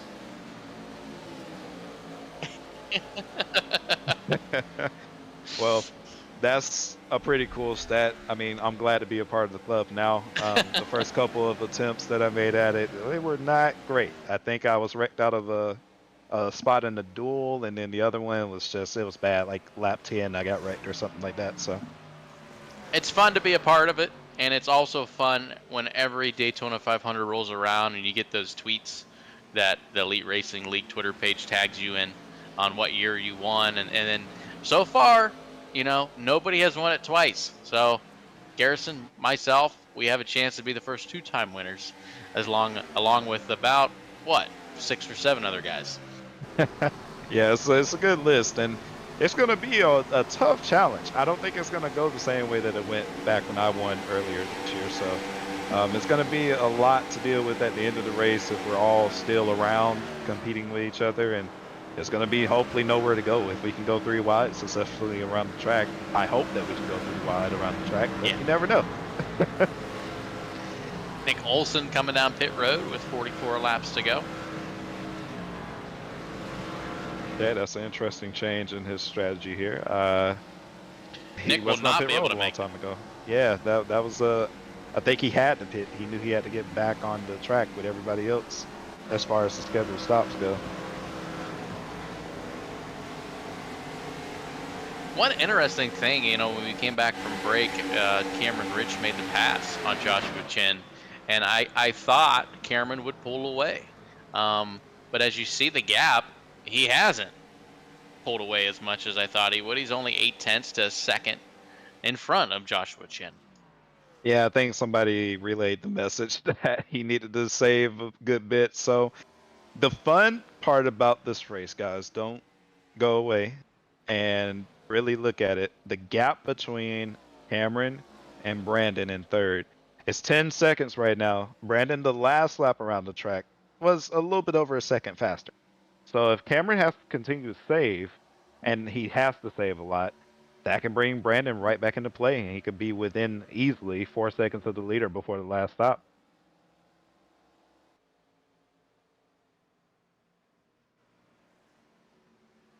There's Brandon Huff in that. He's scored as the 97 car, but he is running the 9 car. I think that is another Casey Kane throwback. As you see that Dodge Charger template, he's gone on that Gen 4 car. And definitely to confirm, Cameron just clutched at the line going off of turn 1. So from the start finish line all the way into turn 1, you're really backing it up. So that's another second or so in Brandon's pocket. And like I said, if he keeps up this pace, Brandon might be in the catbirds. Everybody in the top 5 ran over a second faster than Cameron Rich right now. We got a battle. You got to go to Chad Frankenfield. He's on the apron. He about lost it. Battling with Presley Sora and Kevin West. They're side by side now with Presley Sora and Kevin West. And Chad took a wild ride off of turn 2. And you got Jordan Owens smack dab in the middle of all of them. Yeah, I wouldn't want to be in the middle of this sandwich right now. They are battling hard. So, another thing to note too about this group, Tate Lytle has separated himself from that group. Yeah, so even though he got that damage, he didn't get it fixed on pit road necessarily, but he did a good job of getting on the pit road and getting off and taking advantage of those tires. Yeah, Tate Lytle, 17 seconds back. His damage is pretty prevalent, but hey, you get a caution, who knows what could happen. Let's get a shout out to Mr. Scrump in yes, 4th place here. He actually turned it on a lot the second half of the race. Honestly, the pace he has right now, this is pretty good pace. And if you think about it, he has almost the same strategy that Brandon has, and he can go full out the same way that Colin Fern can as well, although he just slid off in turn 4. So, I don't know. He's trying to, I think, catch Brandon, but this is a big gap to try to make up. So, it's a cat and mouse game between the leader and then Brandon with the rest of the field right behind him. Scott definitely has it yawed out there in the 4th place. That last lap, Cameron Rich, a 54.33. Brandon Huff, 54.32. Yeah, they're starting to even it out again. And one other thing with Cameron that he has to be really careful of, and I don't know if he's cutting the car off along with it or what, but it's a lot for him to deal with. If he's having to clutch, cut the car off, cut the car back on, release the clutch, and then make sure that the car doesn't spin out in the center of the corner when he releases the clutch, he's doing a lot. So really pay attention to see if he makes any mistakes. And also if he lets off the clutch too fast, the car might go into a drift and it could end his race. Jordan Owens making contact with Brent Jones. That was almost a disaster. Out of turn 4. We're just getting physical at this point. As Chad Frankenfield and Kevin West are still going at it.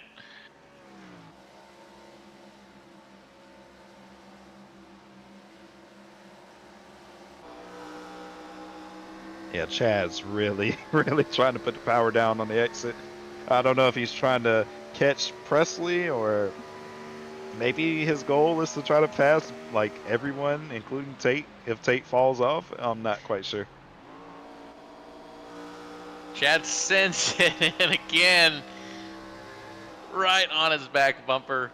They don't make contact. That's good racing. Yeah, Chad's doing a good job of trying to set him up on the exit. The only bad part of the execution is once you get to the exit, if I'm Chad, I really have to focus on getting that wheel straightened up and getting the power down at the same time.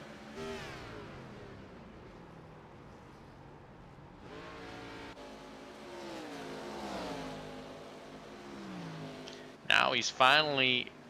Oh, not quite. I thought he had the door on him. Kevin slams it. Chad's still loose, and Kevin pulls away out of turn 2. Just a quick note on that, guys. Kevin West is clutching heavily into the corners, which is playing a big part into Chad really diving it in there every lap. That makes a lot of sense, Dan. So, again, pay attention to this, guys. There's going to be some people that are really having to back it up and save and clutch. And that means that you're going to have to be pretty busy with your hands, doing things like cutting the car off and cutting it back on, and even moving your feet around to get to the clutch. Maybe you don't even have a clutch on your pedals. Maybe you have to use a button for that too. So really pay attention to the guys that have to manage all of this and still try to go fast and make lap time. If you look at Cameron Rich, and he's been pitting on 26 lap increments each segment. That'll put him at lap 130 if he does that same strategy. Now, 30 laps is a considerable amount. I would think Cam would go about 2 more laps to put you in that 28 to go margin. We're going to have to see. We're at lap 123, so we only got about 7 more laps before we see Cameron make a decision. And like I said, it's going to be hard to make that gap up. A track this size, this magnitude of speed that they're carrying on the straightaways, without him losing too much time, it's going to be really tough for him to save all of this fuel. So I'm interested to see if he can save 2 laps of fuel on this run or even more. And he also has to save next run if he has to pit early this run. Only benefit he's got going for him, he's got a 9-second lead. He can milk that quite a bit. I agree. It's easy when you have a lead of that size that you can just go ahead and just back the pace down on everything. And it does make life a little bit easier for you, but be careful of that as well. You can't get too complacent. We talked about Colin Fern and Scott Crump, one of the most aggressive drivers in the fields tonight, and they're about to throw a battle down themselves for 3rd and 4th. Scott has caught the 96 of Colin Fern. He is there. He is actually making the move right now. Let's see who outbreaks who. I think they're probably going to both throw it in there as far as possible. Oh, yep, there it is. And yes, they do. Colin not giving up the ground, staying up high. Crump down low, and a little bit of contact. Maybe, maybe not.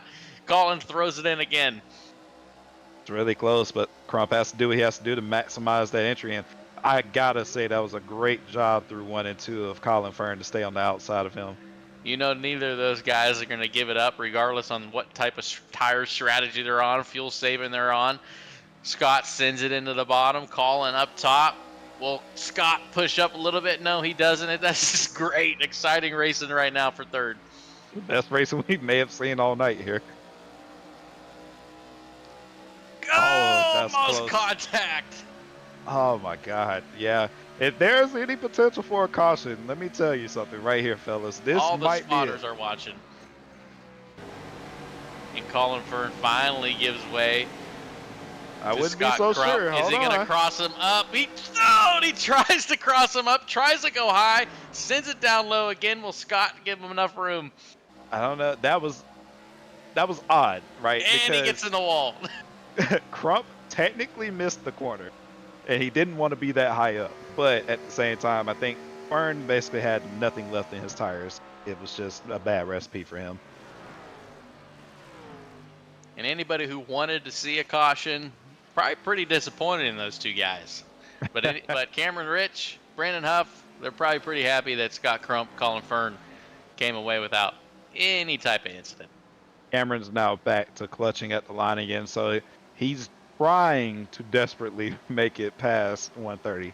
But I'm going to keep my eye on Cameron, because if he can't make it past the lap 132, that's going to be a tough task for him to hold on to a 7-second lead, especially if Brandon makes up time. That's another thing too. Watch their pit entry and pit exit. Nick Olson getting around, looks like Ethan Burrell and Joshua Chin. Nick Olson on a different strategy than everybody else. He does have to pit one more time.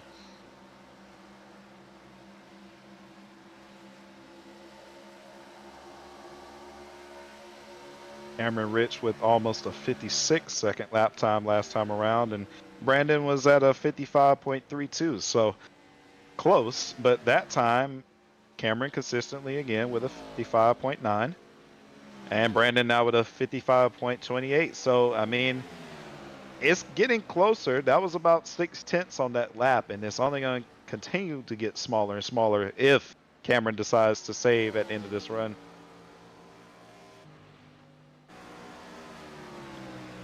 Cameron Rich with a 6.7 second lead.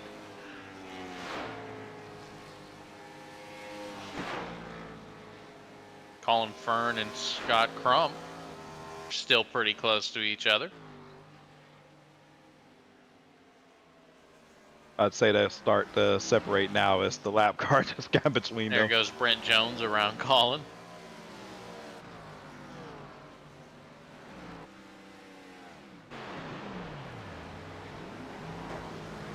Lap Cameron picked up the 129. pace. 60. Yep. That is Cameron's picking up the pace. It's weird, but he's trying to pay attention to the gap, and it's now underneath 7 seconds. But it's going to be hard. If Brandon keeps up the consistent 55.2s, Cameron has to save.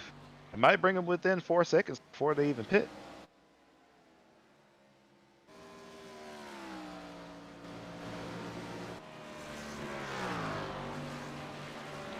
Tate Lytle has still stayed in the top 5, even with that damage that we mentioned earlier. Presley Soren 6th, about a second behind Tate.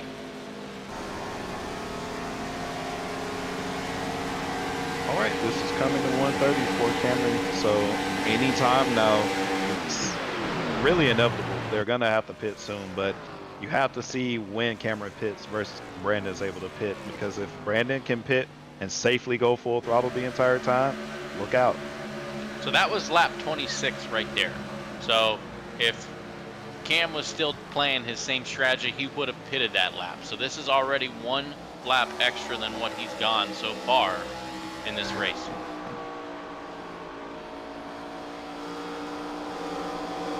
If he stays out this lap, let's look and see what the gap is. It should be under 6. 7/10 of a second is how fast Brandon Huff was compared to Cameron Rich.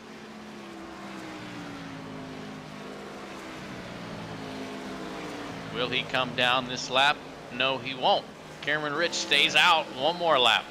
Cameron's really backing. Like, if you're on his in-car, you can tell he is trying everything to slow down his pace.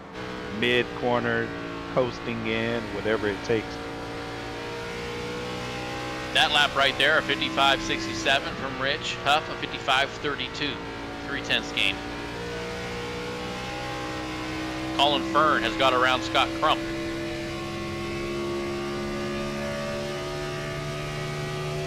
It's cat and mouse at this point. If Cameron has to pit now, that might drag Brandon in.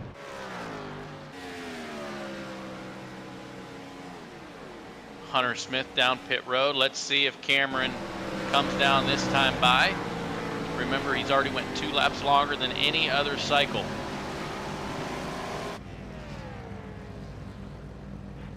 Stays out again.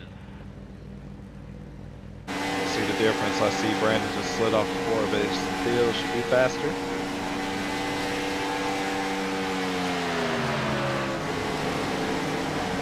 Two tenths that time. 55, 58, 55, 31.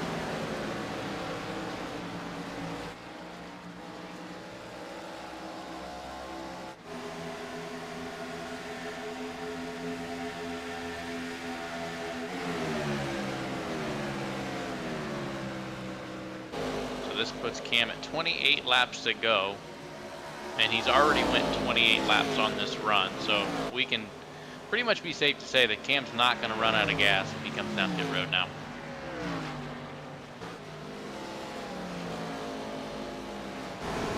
Let's keep in mind though, he's been doing 26 lap runs. So depending on his gas mileage as the leader as compared to the other guys, that can also play a part. But if he can get it below the 26 lap mark, he'll be in perfect shape. 5/10 of a difference that lap. 55.88, 55.37. The gap now 4.8 seconds. Cameron Rich and Brandon Huff. Brandon's really struggling with the lateral grip off the corner right now. Brandon's just lacking it, but he's giving it all he's got, and I understand what he's trying to do. But the rate that Cameron's going, and if he can get to the lap marker, it's going to be hard to catch him regardless if it's a 2-second gap or a 10-second gap.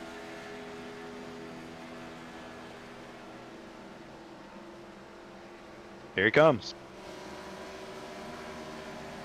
The leader, Cameron Rich, got to get a smooth pit stop. The last pit stop of the day for the leader of the 17 car. And that did drag Brandon in, and he got all that it was worth to get on the entry of pit road.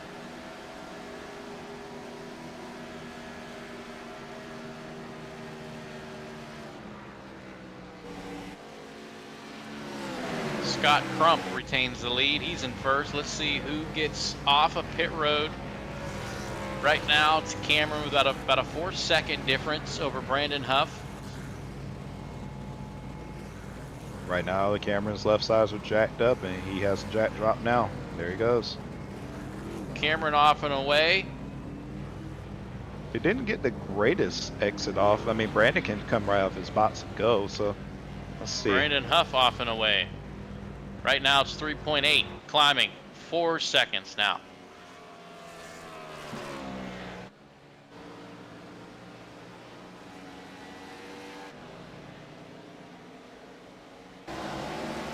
Cameron just made up a little bit more time on that exit. So, yeah, I would say Cameron's definitely got some in the bag now, and I'm definitely looking for him to stretch his legs. About 5 seconds between Cameron Rich and Brandon Huff. Gavin Hibbs is actually in the middle of both of them. They are in 8th and 10th, as here comes a slew of leaders down pit road. Scott Crump, Tate Lytle, Presley Sora, Frankenfield, and Kevin West. As Joshua Chen and Nick Olson, they are on different strategies. They do have to pit again. They are 1st and 2nd. Now, if a caution comes out, I'm not going to rule out the fact that the guys might come back down and pit again.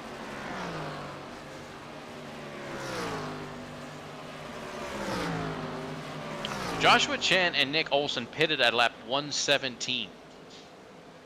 So they can run about 17 more laps. Nick Olson lap 115, Joshua Chen lap 117.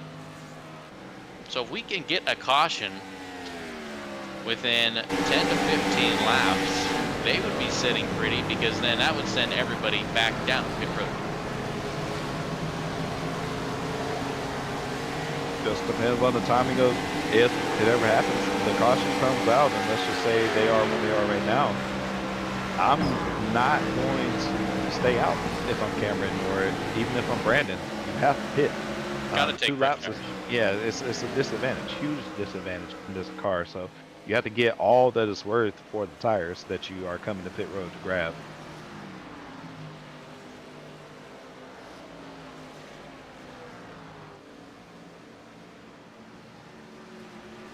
There goes Ethan Burrell around Joshua Chen. Ethan Burrell getting his lap back in 14th spot. The top 10 after pit stops is looking like this. It's Joshua Chen in 1st. Remember, if it stays green, Joshua Chen and Nick Olson 1st and 2nd both have to pit. Cameron Rich in 3rd. He's the first guy that does not have to pit. Brandon Huff in 4th. Gavin Hibbs has yet to pit in 5th. Colin Fern in 6th. Scott Crump in 7th. Tate Lytle 8th. Chad Frankenfield 9th. And Presley Sora 10th. So out of that top 10, there's 3 guys that still need a pit. Gavin Hibbs on pit road right now.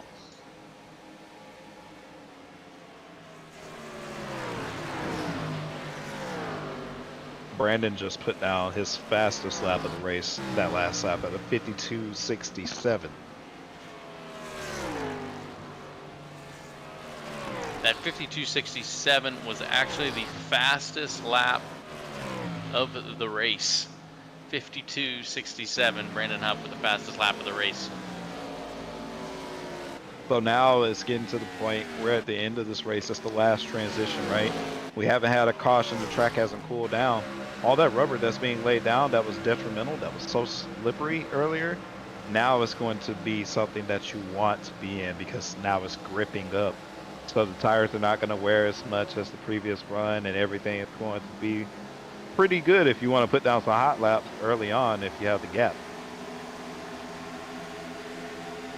For the last 100 miles, Presley Sora and Chad Frankenfield have basically been neck and neck with each other, as Presley in 8th, Chad in 9th.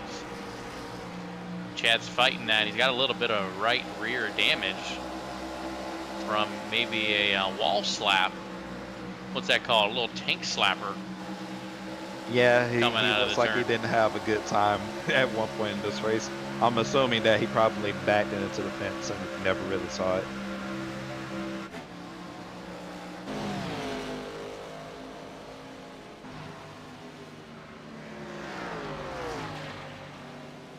That last lap, 53.29, 53.24 for Cameron Rich and Brandon Huff. It's pretty much evened up, and Brandon is about 4.8 seconds back from Cameron.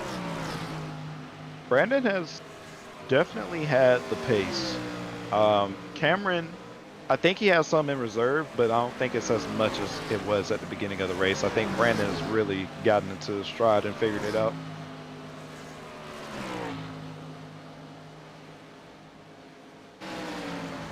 Looking like about 7 more laps, about that 144 marker, until the leaders, Joshua Chen, Joshua on pit road now. Surprising, I thought he could run a little bit more than that. impressive, by the way, that Cameron Rich just passed 2 lap cars in the corner. So that did a lot for him. So that gives him a little bit more of a buffer in between himself and Brandon.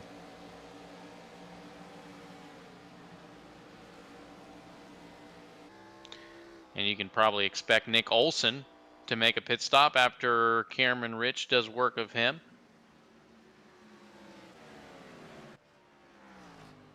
Expect Nick to actually stay out probably another 5 laps or so. If I'm him, I'm trying to hold out and just play the caution game and see if I can get a caution. Nick gets a little bit low there for Cameron's liking for sure. Tries to fight him a little bit. Can't fight him. Cameron Rich to the lead. 21 laps to go. Coming to 20 to go of the Brickyard 400, the Elite Racing League. 400 miles on the bricks.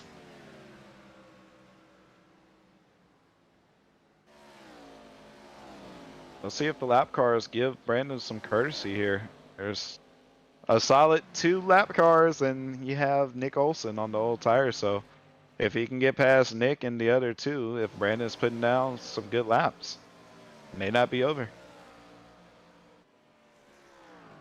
Brandon was about a half a second faster than Cameron Rich that last lap. I know Cameron was battling Nick, but he's actually got the lead under 4 seconds. It's about 4 flat right now, as Brendan Huff is sitting in third, looking like another lap before he gets by the 23 of Nick Olson.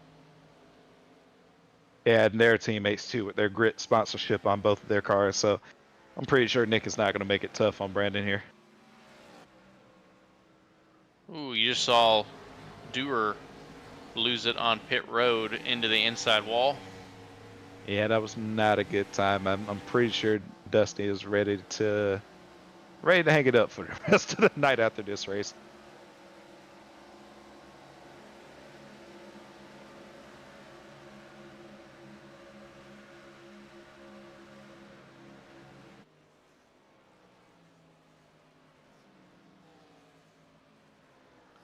$14 cars on the lead lap. 4 cars 1 lap down, 15th through 18th, and then 19th, 20th, and 21st, all 2 laps down. So 14 cars in the lead lap. The lucky dog right now, Colin Culpa. And that Colin Culpa, that's the Bloomington Bomber in there 15th. It is. And there goes Nick Olson for a ride.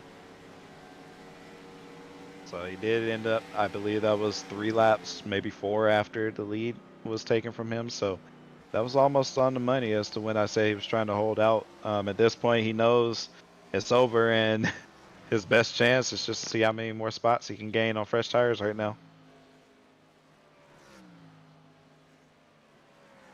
So the lead has become stationary. It's Cameron Rich about 4 seconds in front of Brandon Huff.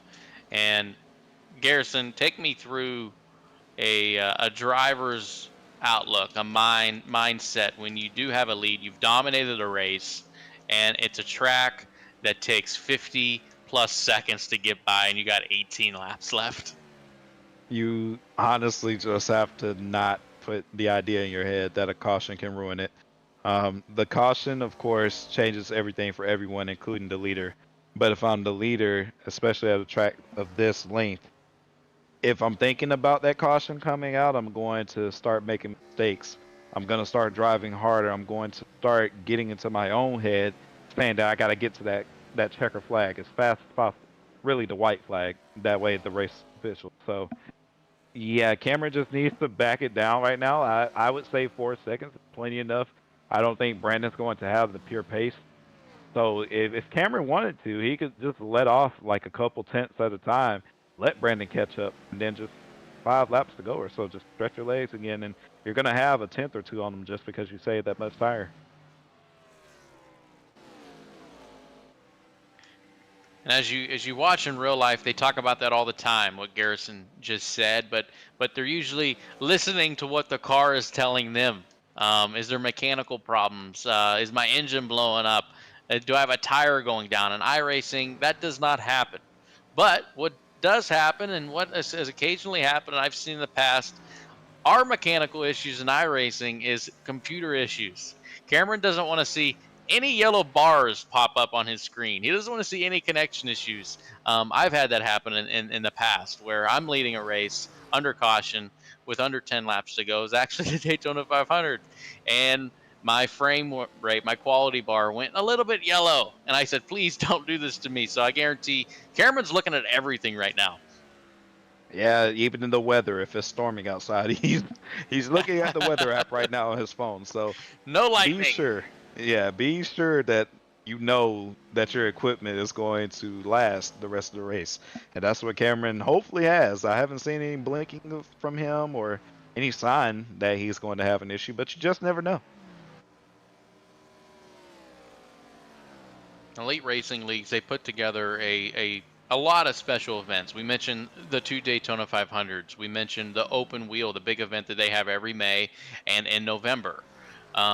There's a few special events, and I hope, based on what we've seen tonight, I hope this does become a tradition with the Gen 4 at the Brickyard. It's put on a great show. The competition has been amazing from 1st through 37th. And I'm looking forward to maybe doing this hopefully once a year. And we come back next July, and we do another 400 miles. But I think this is going, based on what I've seen, this is going to be one of those prestigious races in the Elite Racing Leagues. And there's a wreck, there's a crash, it's Chris Wright and Dustin Dewar. Chris Wright into the wall, gets contact from Dustin Dewar on fresh tires.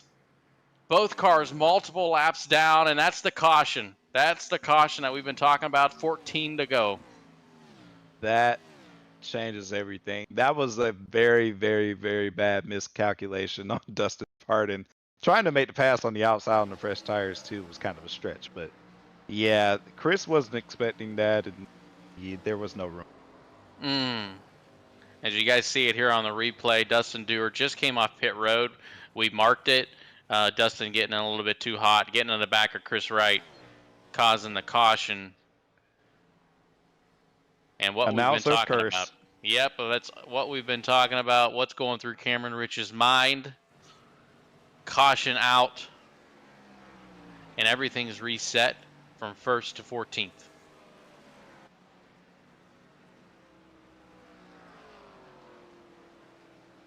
And note that they all have to get caught up to the leader and the pace car. But also one other thing, very, very key thing here. Brandon and Cameron, they had lap cars in between.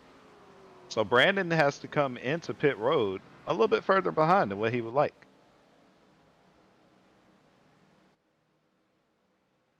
Other thing, Nick Olson pitted lap 142. It's 148. Will Nick Olson stay out? Or will he Joshua take 2 Chin tires? Stay out. Or 2 tires. They're running 9th and 11th. I think, Garrison, if you can correct me if I'm not, but I think 2 tires would probably get you the lead. 2 tires in Nick's position might get him the lead, and the only reason I say might is pay attention to the fact that they're still catching up to the field. And here comes They're Cameron just in Rich turn down pit 3, and road. Cameron Rich is on pit road, so I don't think 2 is viable anymore for him. Cameron really doesn't have to worry about Brandon if they're both taking 4 tires. He's got a decent sized gap. We have a lap car that's in the way, pitting with the lead lap cars. That's not good for Brandon here. He's got to go into the pit stall or something. And he's checking up. He's checking up. Oh, there's Frankenfield almost making contact with 18. That's who is it? That's Gagliano. Man, that was dangerous. I don't know what he was thinking there. Honestly, pit road's not open for a lap car, and the lead lap cars, they need all the space they can get, especially at the end of the race. They are trying to make up a spot. Kevin West slid through his pits. He'll lose a ton of spots. Cameron Rich off pit road first. Nobody takes 2 tires. Brandon Huff, Colin Fern, Scott Crump, Tate Lytle, the top 5. Pretty routine stops for the top 5, and yeah, that was a very, very sketchy moment coming on the pit road. If I'm Chad or anybody that's right there who doesn't realize that car is coming to a complete stop, I am furious. I am just boiling underneath the helmet. The worst part of that is that he ended up driving right through the pit road. And yeah, exactly. And I was going to bring that part up last. So after all of that, he drove all the way through pit road too. So that definitely is not going to bode well for Dean here. I'm not sure what the admin is going to decide here, but it may be a penalty even. Who knows? Gagliano in the 18 Caterpillar car, 4 laps down, currently in 21st. We also just had Chris Wright, of course, leave the room. He's in the medical center, and hopefully he'll be back out before next Monday with that crash.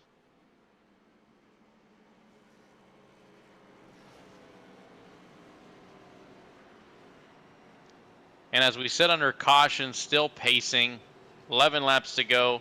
Chris Wright joining us from the medical center. Chris, you got a copy? Yeah, I got you, Johnny. Chris, we saw what happened. Can you explain what happened?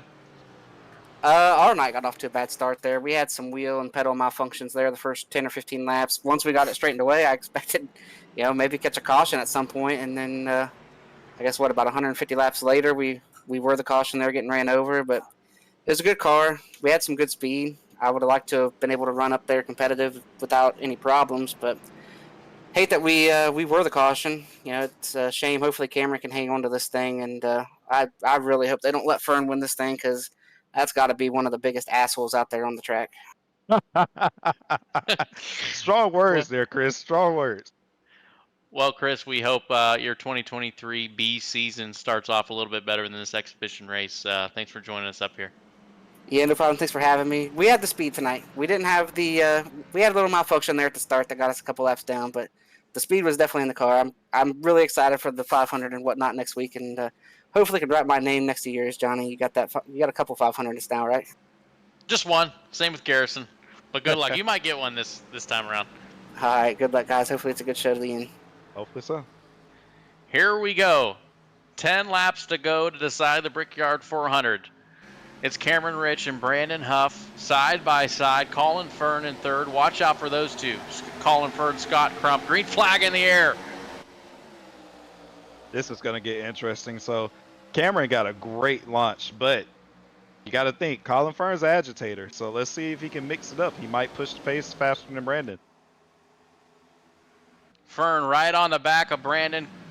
Cameron Rich out to about 2 car lengths as they're side by side. A tail line, the heart of the wall. Big crash off of 2. Huge. Oh, bigger hit. Oh, Nick Olsen piled in. Oh, man. Oh, God. Yeah, he all F4. That was a huge It's lick. Scott Crump. It's Tate Lytle. Tate Lytle head on into the outside wall. And a huge wreck off of turn 2 at the start of this, at the restart with 10 to go. 4th on back, and that just looks like Scott Crump just crowded the right rear of Tate Lytle, and it turned Tate. That was just got him. Yep.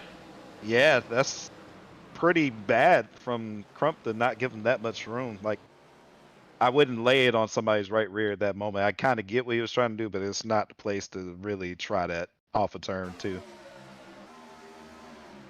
Tate Lytle, Scott Crump, Presley Sora, Kevin West, the guys that we have been talking about pretty much all race as contenders for a top 5. Their race over. Joshua Chin, does he make it? Oh, he's sliding, gets nailed by Chad Frankenfield. I hate to say it, guys, but everybody from 4th on down to 9th just got involved in that wreck. Even Burrell Hunter in it. Smith.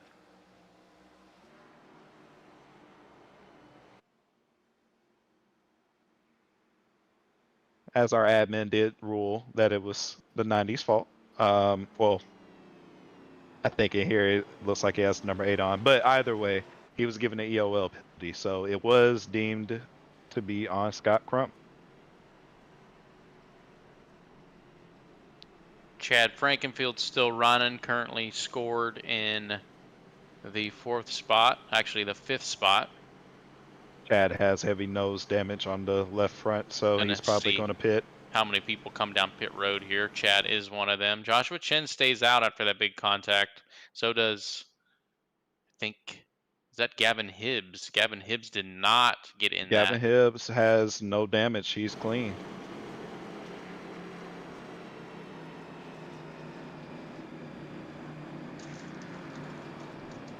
Hunter Essentially, Smith stays out. Yeah, essentially what you will see is everybody that was 10th on back, they probably just stayed out. And for Josh, that's not the greatest move of him staying out. I get why he stayed out. He thinks he's going to be able to basically outdrive everybody that's right there in that small group. But depending on his damage, if he was hit hard enough, like I think he was, he's going to be somewhat down on power down the straightaways, and it could also affect him in handling. It looks like if he didn't hit that outside wall with his front end, he would have been fine, regardless of the huge shot that Chad gave him. But he did hit the outside wall with his front end, so there's going to be some damage to Joshua Chin in the 4th spot. 5th, Gavin Hibbs. His car looks fairly clean. And how about that? How about that Bloomington bomber in 6th place, Colin Kolpa? Yeah, Clean he car. did a good job. Yeah, clean car. He's made it through the race, and shout out to Gavin too. I mean, they managed both of their races, and I don't know, looks pretty good. But Tate Lytle looks like he has, of course, left the room, but I think he's in the medical center right now, and maybe in the waiting room after he's gotten out. Tate Lytle, 56 Chevy, days gone by Chevy. Tate, your day ends only a few laps short. Scott got into you. What did you see from your angle? I mean, I was trying to just get a runoff too, so I could try and clear him down the back. And I mean, I don't know what you guys saw, but I was looking at the replay, and my left sides were under the white line when he hooked me. So I don't know what more he wants. I don't think he did it on purpose, but with the amount of whining and griping he does on a daily basis on how everyone else races him, it's kind of ironic that he's racing us like that. So I know he didn't mean to, but it was just there's certain guys that whine if you race them like that and then turn around and do the same thing. So I don't know what I need to do different there. You got that caution to kind of reset the field. Did you have any hope or any chance that maybe you could get up there and battle with Cam and Brandon and Colin and those guys? I think 3rd was going to be my ceiling there. I don't think anyone has anything for those two. Maybe Chin now that he's up there. But I think I maybe could have got Fern and Crump, but I don't know. We were kind of 5th place. I could put down a couple good laps, but I couldn't do it over the course of a run. So, but I mean, it was fun. It's a shame that we couldn't go green the whole way, and then it's a shame that we got head on into the wall off of 2. So. All right, thanks, Tate. That is the driver of the days gone by 56 Chevy. Tate, 2023 B season quickly approaching. Good luck. Thanks. Go check out daysgoneby.com. Go Cam. And that's Tate Lytle, Garrison. And here we go. Double file. Coming to 6 laps to go. Again, it's Cameron Rich, Brandon Huff, Colin Fern. Will Colin Fern get a good enough restart? Will he try to go 3 wide? Will Joshua He went Chin? early. There goes Cam. Out and away. Car length. Away from Brandon Huff. But not enough for Colin Fern to try to get down and pass Brandon. Oh, wait. Oh, this Brandon's is going to sending get it. He's going to wash up a little bit, though. Here comes Colin Fern for 2nd. Oh, man, if they are able to push each other in this car, this will be a bad spot for Cam. Going to be a little bit of a draft. It's Cameron Rich, Brandon Huff, Colin Fern, 1st, 2nd, and 3rd, heading into turn 3. 6 laps to go. Gavin looking to the inside for 4th right here. Oh, he's crowding him. Oh, they made some contact, I think. Hibbs underneath Chin. Hibbs clears it. No, still side by side. Clears him off before. That was a power move. I like that. Brandon's in his draft, They're still though. side by side. Nope. Brandon trying to get the draft off of Cameron as we head to 5 laps to go. Still 1, 2, and 3. Not a car length separating.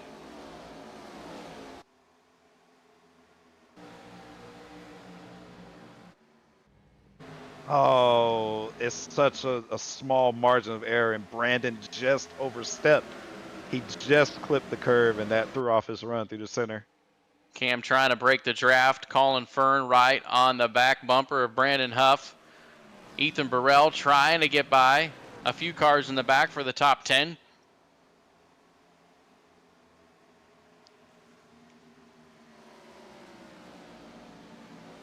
as Cameron Rich. Can he hit all his marks for 4 more laps?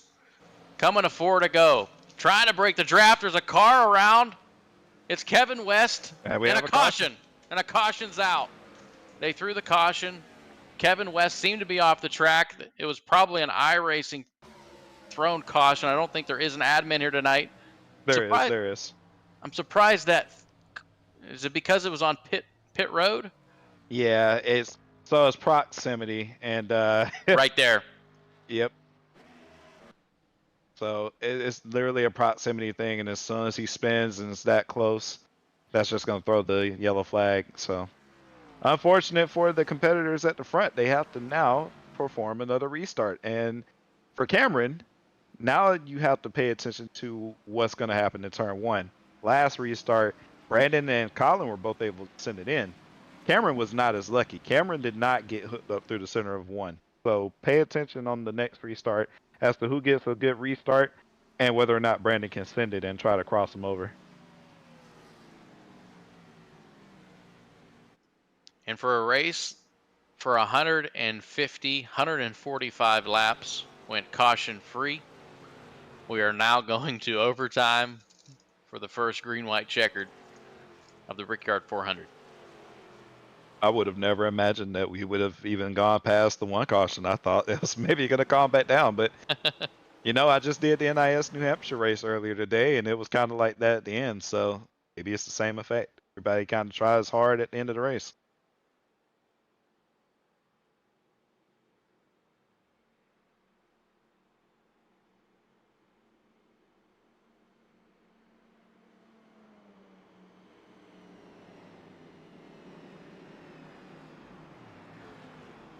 Not a whole lot of positions changed on that restart. Gerald Campbell climbed to 6th. Ethan Burrell 7th. Colin Kolpa fell back to 8th. Eisenman is 9th, and Chad Frankenfield in 10th. A lot of those guys 8th on back have a considerable amount of damage. Let's give some love here to some of the guys that have literally came from positions that they probably shouldn't have made it up to the top 5 or so, as Josh looks like he's having to pit. We have Gavin up here in 4th place. That's a really good run considering where he was running on the track during all of the green flag runs. And even Gerald Campbell, he's made up a ton of spots. Ethan Burrell is now back in it, even though he was involved in that last wreck. It looks like he didn't get a bad end of the stick there and had some small damage that he was able to fix. And maybe he can keep up. Maybe he can put some pressure on the top 5 and see if he can get maybe a solid top 4 or 3 finish. Michael Hosick getting his lap back. He was once 1 lap down. Now he is 13th on the lead lap. Who knows what can happen? So Michael Hosick in 13th. All it takes is 1 corner and 1 bump to go wrong, and you never know. We have some green-white-checkered laps that we might see. We might not see them. So this is the first out of the 3 attempts. We'll see if we have to use all 3 or not.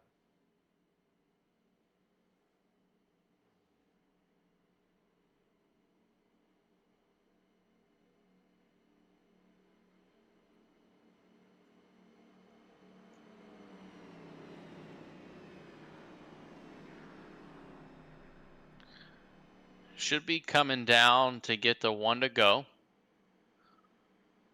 Cars will start to double up as we hit the start-finish line.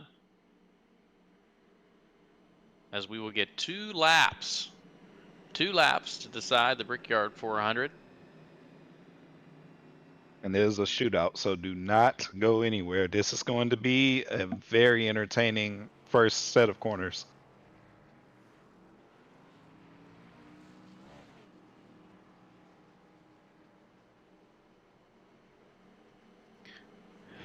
Cameron, like he would, chooses the inside. Brandon Huff, 2nd on the outside. Colin Fern in 3rd. Second car on the inside row. Gavin Hibbs 4th in the strictly stock motorsports. Dodge in 4th. And Gerald Campbell in the Barbie Chevy is in 5th. That's an interesting car. I haven't seen the movie yet. I don't know if I will or will not. We'll see. But That's a very interesting car. So, or Corvette, I should, put some respect on the paint scheme as it says Corvette. And if you're just tuning in now for this green-white checkered shootout and you see about 12 cars running, this has not been a race of calamity. We have went pretty much the majority of this race caution-free. Again, a caution came out with around 14 or 13 laps to go, and that's what kind of set it all off. But these guys this is it. These are the guys on the lead lap battling for $100 for first, $75 for second, $50 for third, and the top 9 pay out. We have 2 laps to go. The Brickyard 400 at Indianapolis, Indiana. Hopefully, Brandon warmed up his tires. That's what I would do for these shootout laps. But if he doesn't get a jump, let's see if Colin Fern III gets a jump on the inside row. Pace car rolls off the track, and Cameron Rich is on it with another good restart. 2 to go at Indianapolis. This is going to get interesting. And Colin shoots it down in there. Will he be able to get on the left side of Brandon Huff? He does not. As Cameron Rich scoots away, he's about 3-4 car lengths now from Brandon Huff out to the lead. Down the back straightaway. 3 wide, Ethan Burrell.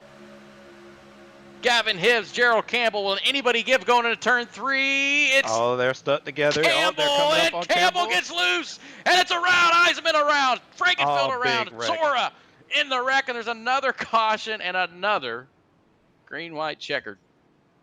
Well, if we had cars on the lead lap, they're not on the lead lap anymore, likely. And the guys that were a lap down, they are now the ones that are back on the lead lap. Gavin gets into Ethan, and what happened is I think Gerald just drove it in so hard that he lost so much speed.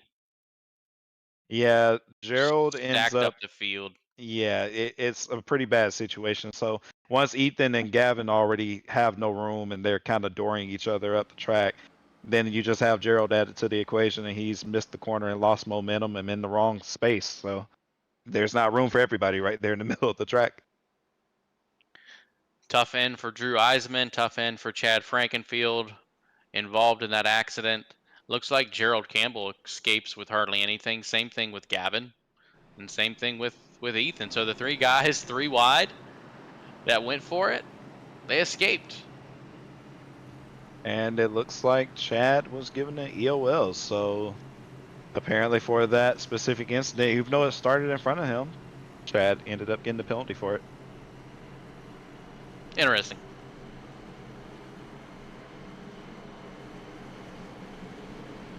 But this is not what Cameron wanted to see, right? So remember when I was talking about it, he can deal with restarts, but me as a competitor, if I were driving and I was in Brandon's shoes right now, once, okay, you did fool me on that one. Twice, I maybe mistimed it. He's gonna go early again. He's gone early every single time for every restart. You have to, if you're Brandon, just take a gamble, go for it. It's $100 on the line. Just go ahead and as soon as the pace car pulls left and starts to enter pit road, Cameron's gonna stop on it. Just go ahead and step on the gas. I think if you see here Cameron getting out in front of the pace car, I think he is working on his restart, seeing how much he can accelerate without spinning the tires. I know I have driven these things quite a bit over the last 2 months, and tire spin is extremely prevalent on older tires. So I think that's just Cam experimenting.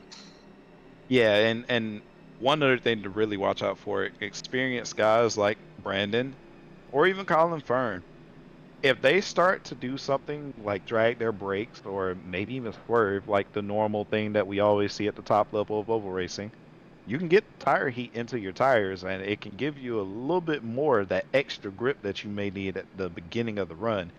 But it does kill your tires at the same time, so the longer you go, the worse it is. It's only a 2-lap shootout, though, so maybe Brandon does decide to warm up his tires. Maybe he decides to give them a heat cycle, and they're cooling back down.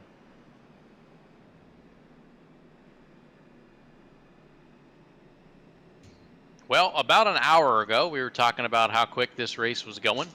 And I remember Garrison telling me at break that he was happy this race was going to end at 11 o'clock, and you know, right now it's 10:40, so we are approaching that 11 o'clock hour. I am not sure, Garrett, how many green white checkers do we have tonight? We have 3, so this is going to be attempt number 2. So if we have one more, at least we know that we're here for another possibly 10 minutes.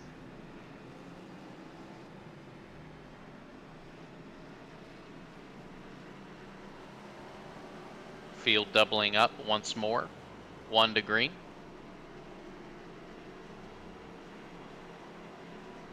Another quick thing to mention, Gerald Campbell and Ethan Burrell have about 4 lap fresher tires than the guys in front of them. I know they ran mostly under caution, so it's kind of irrelevant. Yeah, once the heat cycle happens and these quick cautions come out, that tire advantage goes straight down the toilet. So what was a big advantage that they could have possibly had after a couple laps, maybe like on the 3rd lap, that's gone. So they should be even with the field, and you might see some hard racing behind the leader. And hopefully the 2nd place car, like I said, gets a good restart, and then it kind of gives the rest of that lap, the next lap at least, a good development, and then we might see a good race. One guy, shout out before we go green, sitting in that 8th spot, 20 car, JD Designs, Jordan Owens. Got his lap back, fought through the mayhem, up to 8th in his return to iRacing as they head off out of turn 4 for the 2nd green-white checkered. Again, it's Cameron Rich in 1st, Brandon Huff in 2nd, pace car away. Yep, and he went right when the pace car. And he goes again. And Gerald is loose. Gerald, oh God. Okay, he ended up saving that. So I mean, oh well, now we have Ethan blocking with Burrell and Hibbs. Oh, Brandon got a good run out of 2. They both get away. Can Brandon Huff do anything with Cameron Rich? He's going to get a decent run out of 2 and with a draft from Fern. Now you'll see the swerving. Fern right on his back bumper. Can they do anything before they get into 3? And they can't. Oh, yes. Brandon has that brake bias dialed all the way back. He's sending it in. Into 4. That was a great exit off of 4 by him. Front 4. Neck and neck. White flag out in the Brickyard 400. The race is over here. Oh, Huff makes a mistake. He hit the wall going into turn 1. Here comes Fern on the inside. Takes 2nd.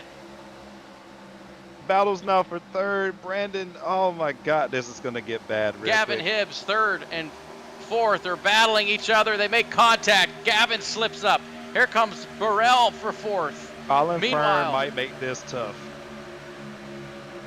Can Colin Fern send it in hard enough to get by Cameron Rich? Into 3. He doesn't have enough. He pushes up the track.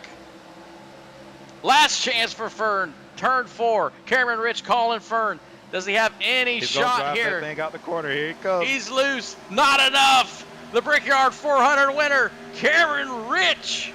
And 2023's Cameron Rich taking $100 in the Elite Racing League Brickyard 400. And that was a photo finish for 2nd place. What an event.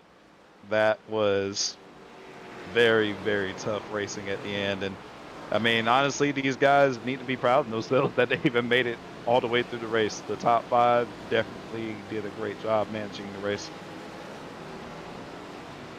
Cameron Rich, Colin Fern, Brandon Huff, Ethan Burrell, Gavin Hibbs, the top 5 tonight. Colin Kolpa, 6th, Joshua Chin, 7th, Jordan Owens, 8th, Hunter Smith, 9th, and Michael Hossack. Some of these guys we never really talked about too much, getting top 10s. Great runs for those guys.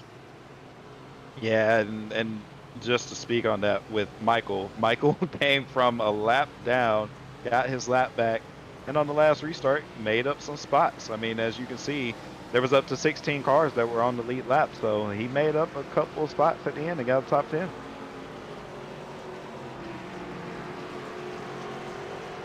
And the first ever Brickyard 400 for the Elite Racing League. It'll be Cameron Rich. Cameron, somewhat of a newcomer in the elite racing leagues. He has run in the past. He's not short of being fast at all. He's fast everywhere he goes in every league that he runs. And tonight, he's $100 richer. $100 richer and a great burnout, honestly. Give him a 10 out of 10. Well, he hit the wall, so 9 out of 10. That car was perfect. Garrison, is it illegal? Is that why he's hitting the wall? I don't know, man. He's trying to do the Martin Truex Jr., you know. Gotta take the tires and blow them out so nobody can catch me, you know. Nah, he did a good job. That was very, very consistent driving. Domination. That was just a classic show he put on for everybody. So really appreciate what you just saw from him. That was a long green flag run, 147 or 146 laps. That was masterclass performance by Cameron Rich. Great job by him. Just waiting to get some of the drivers up here for interviews, especially the top 3 and definitely the winner, Cameron Rich. Well, what a fun event, Garrison! This was a blast. I was curious of what was going to happen tonight. With these tight corners, typically high speeds, high braking leads to cautions, and we didn't see it until the end of the race, and that's expectable. Yeah, and once that first one comes out, the rest are just gonna fall. Like everybody's just gonna ramp up the intensity and the aggression level goes through the roof. So it doesn't surprise me at all that it happened that way. But like I said, good job by Cameron. And joining us in the booth, third place finisher Brandon Huff. Brandon Huff battling Cameron Rich all night long. First, second, and third. I don't think Brandon, besides pit stops and cycling through pit stops, was anywhere below the top 5. And Brandon coming home third tonight. Take us through your night. Yeah, I was hoping to run up front all night. I started on the pole, and I felt like I was getting steamrolled at the start. I had a plan just to kind of take care of my stuff for the first half of the race, and then kind of race after that. But I fell all the way back. I think it was like 13th or 14th that first run, and I slowly made my way up. I think I got as high as 6th, and then from there on, I was just kind of managing, my tires, managing my fuel strategy, not expecting it at all to go caution free. That was extremely impressive. I was happy it went caution free, honestly. And then around halfway, I saw my fuel, and I'm like, you know what? I might be able to cut out a pit stop here. And I saved a little bit of fuel, saved a lap, was able to extend it. And then I gained, I think it was like 15 seconds on Cameron that one run, or second to last run of the race. And I saw I was like 4.5 behind him. And I'm like, it's so close I can get there. But, in the end, I hate that I was so close and then get stuck in the wall there going into 1. I hate the wall glue on this sim, but what are you going to do? I'll take a P3. That was a pretty fun race. This car is a blast. This track is a blast. Everybody was really clean with me. Mostly clean race. But, yeah, really fun race. Somewhat of a newcomer to the elite racing leagues, Brandon. Do you have anybody to thank? Any sponsors you want to give shout outs to? Yeah, I'd like to thank Grip Marketing, Gritty Sports, all my teammates over there. We do a lot of stuff. Mostly league racing now. I came from a recommendation off of Monday Night Racing. But these elite racing guys are pretty good. My teammate Nick Olson in the race tonight. I like to thank Colin Fern. He helped me tonight too. Everybody over there. We're a close-knit group. We do a lot. And I like to thank you guys for putting on the broadcast. Thanks to Chad for this race. A lot of fun. Look forward to the next time because, like I said, this was a really fun race tonight, and I look forward to it again. And that's Brandon Huff, podium finish tonight. Thanks, Brandon. Thank you.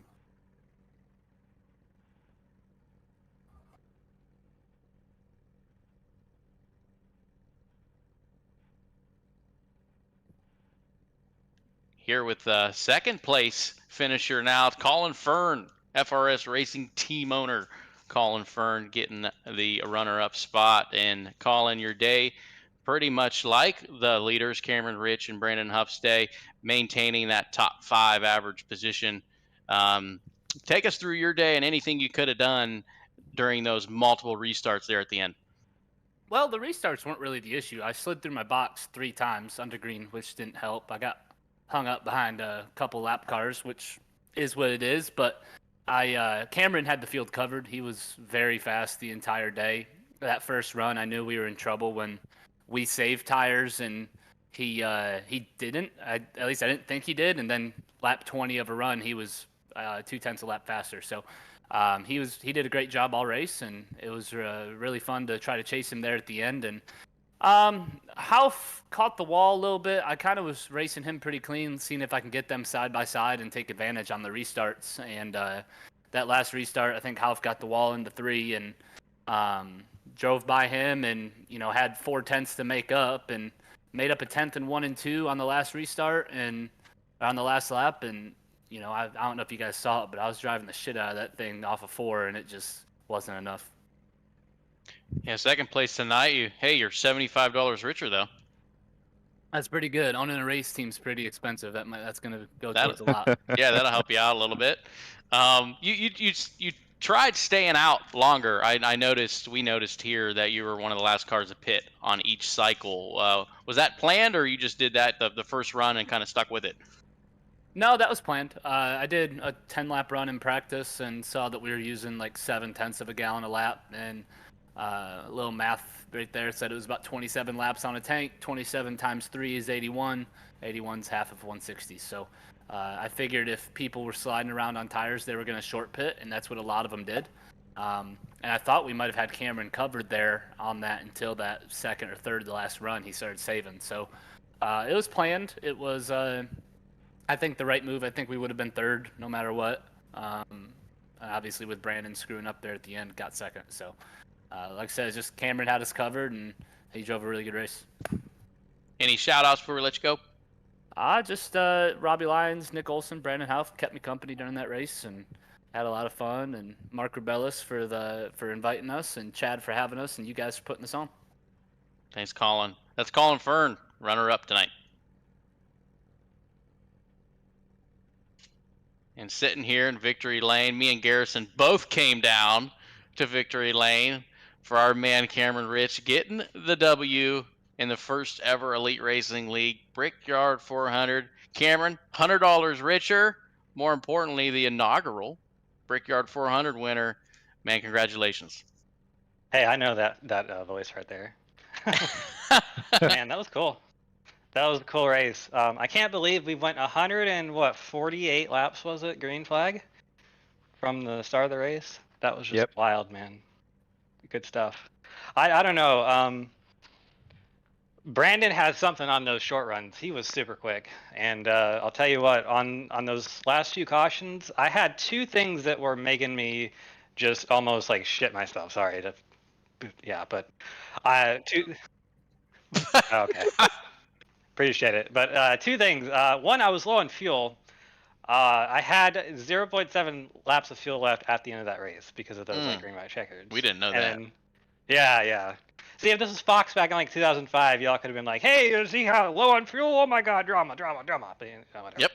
But that and Brandon, yeah, he was just super quick, and I was just worried that he was gonna get me there on the restart. There was one restart where he actually did. He actually kind of got the better run through one and probably should have killed me, but he backed off and let us race another day. But I want to thank him and congratulate him at the same time for he fell like way back at the beginning and came back up and just ran like a really good race, and he was definitely probably the fastest car. Probably, some more time there at the end, maybe better track position. He probably would have won the race, but I don't know. After those pit stops there, the green flag pit stops, I had about 20 seconds to work with to him, so I was able to get that fuel save. Just almost wasn't enough fuel to save there at the end, though. But I'm glad it finally worked out. What you got, Garrison, for Cam? I know you got questions. Well, first thing, Cam, is I would like to say congratulations. Like I was saying earlier, the masterclass performance, and I will emphasize that. is very hard to do what you did tonight, and managing the gap and doing everything the correct way. Even that second to last run where you had to save that fuel, that was tough, very tough. So I would like to congratulate you on running such a great race and managing all of that. And like I was telling them, it's hard to be the leader. I know what it feels like to be in that position where you're at the end. You maybe have dominated the race, or you may have led a lot of the race, and all of a sudden all these restarts start piling up, and you know the aggression level behind you is just ramping up, and you're trying to get that white flag. So like, I see your avatar here is the cat in the hat. How did you feel like you pulled the cat out of the hat tonight? Well, that's I'm That's his not new sure. nickname. Yeah, that was actually a joke when I first installed Discord, like way back in the day. That was a joke from some of my friends, and it just stuck around. So I'll have to tell them that. But you know, I'm honestly surprised I was as quick on the long runs as I was, because at the beginning I just kind of let people go because Chase was really fast. He was up there scooting out the front, and I think it was Nick Olson. Yeah, he was up there too. He was really quick. A couple other guys were. I let them by, and then you know, just whatever I was doing, like their 20 laps in the run. I think about 21 laps is when my car I was as fast as anyone on track, and I think I was able to just kind of make my time up with those really old tires. And I don't know how in the hell, because I've never been good at Indy before.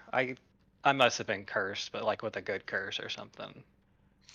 Well, before we have you give your shout outs, Cam, I've known you for a long time. You've won a lot of things, races, championships. This is a pretty big event. Where does this rank? Oh, it's definitely up there. I was actually thinking, you know how you get those like intrusive thoughts there, like 5 laps, you know, you're leading the race, 5 laps to go, and you're like, you know, what if? I was like, what if I won this race? It would be kind of cool, like a Brickyard 400 type event. And of course, then the cautions started coming out, and you know, right. But yeah, I think it's probably up there as like one of the top ones. This is a really cool event. Glad I got to participate, and you know, just really thankful that the cards fell right tonight for me to get the win. You got a lot of sponsors. You got a lot of friends out there. Give us some shout outs. I'm sure my wife was in the chat, so I want to thank her. I love you, Caitlin. I want to thank Eisen Designs for my schemes. They're always really awesome. I want to thank Drew, my team owner, and I want to thank you guys for broadcasting. That was I'm sure it's tough on the drivers, but it's probably tough on the broadcasters too, because y'all got to sit through everything and find, you know, you got to find things to look out and watch for during like the long green flag runs when we're actually, you know, in the car like trying to not wreck, and you just gotta like go through the Yeah, track I and can look for definitely things. say, man, like from experience, I'm always out there on the track, but being up in the booth for the first time and experiencing this side of it, it's not as bad as what you think. But you Nah. guys did put on the show. I'll definitely tell you that. It's a lot chiller life there up in the booth. I tell you what, when you're in the car all the time, then you get to do booth work. It's like, oh wow, this is Yeah, I like it cushy up here. stuff. Definitely. Well, Cam, first ever Brickyard 400 winner for the Elite Racing League. There's only one first, right? You'll always be remembered for that. So congratulations, and we'll see you in a few weeks. Thanks, guys. Y'all have a good one. And that's Cameron, Rich, and Garrison. I think we're gonna close up shop here tonight. What an event! Like I said before, I hope this is a tradition. Maybe not twice a year, but once a year at this same exact time in July, where Indianapolis once was on the NASCAR schedule. And I had fun tonight. Just want to thank everybody for tuning in. What's your closing thoughts?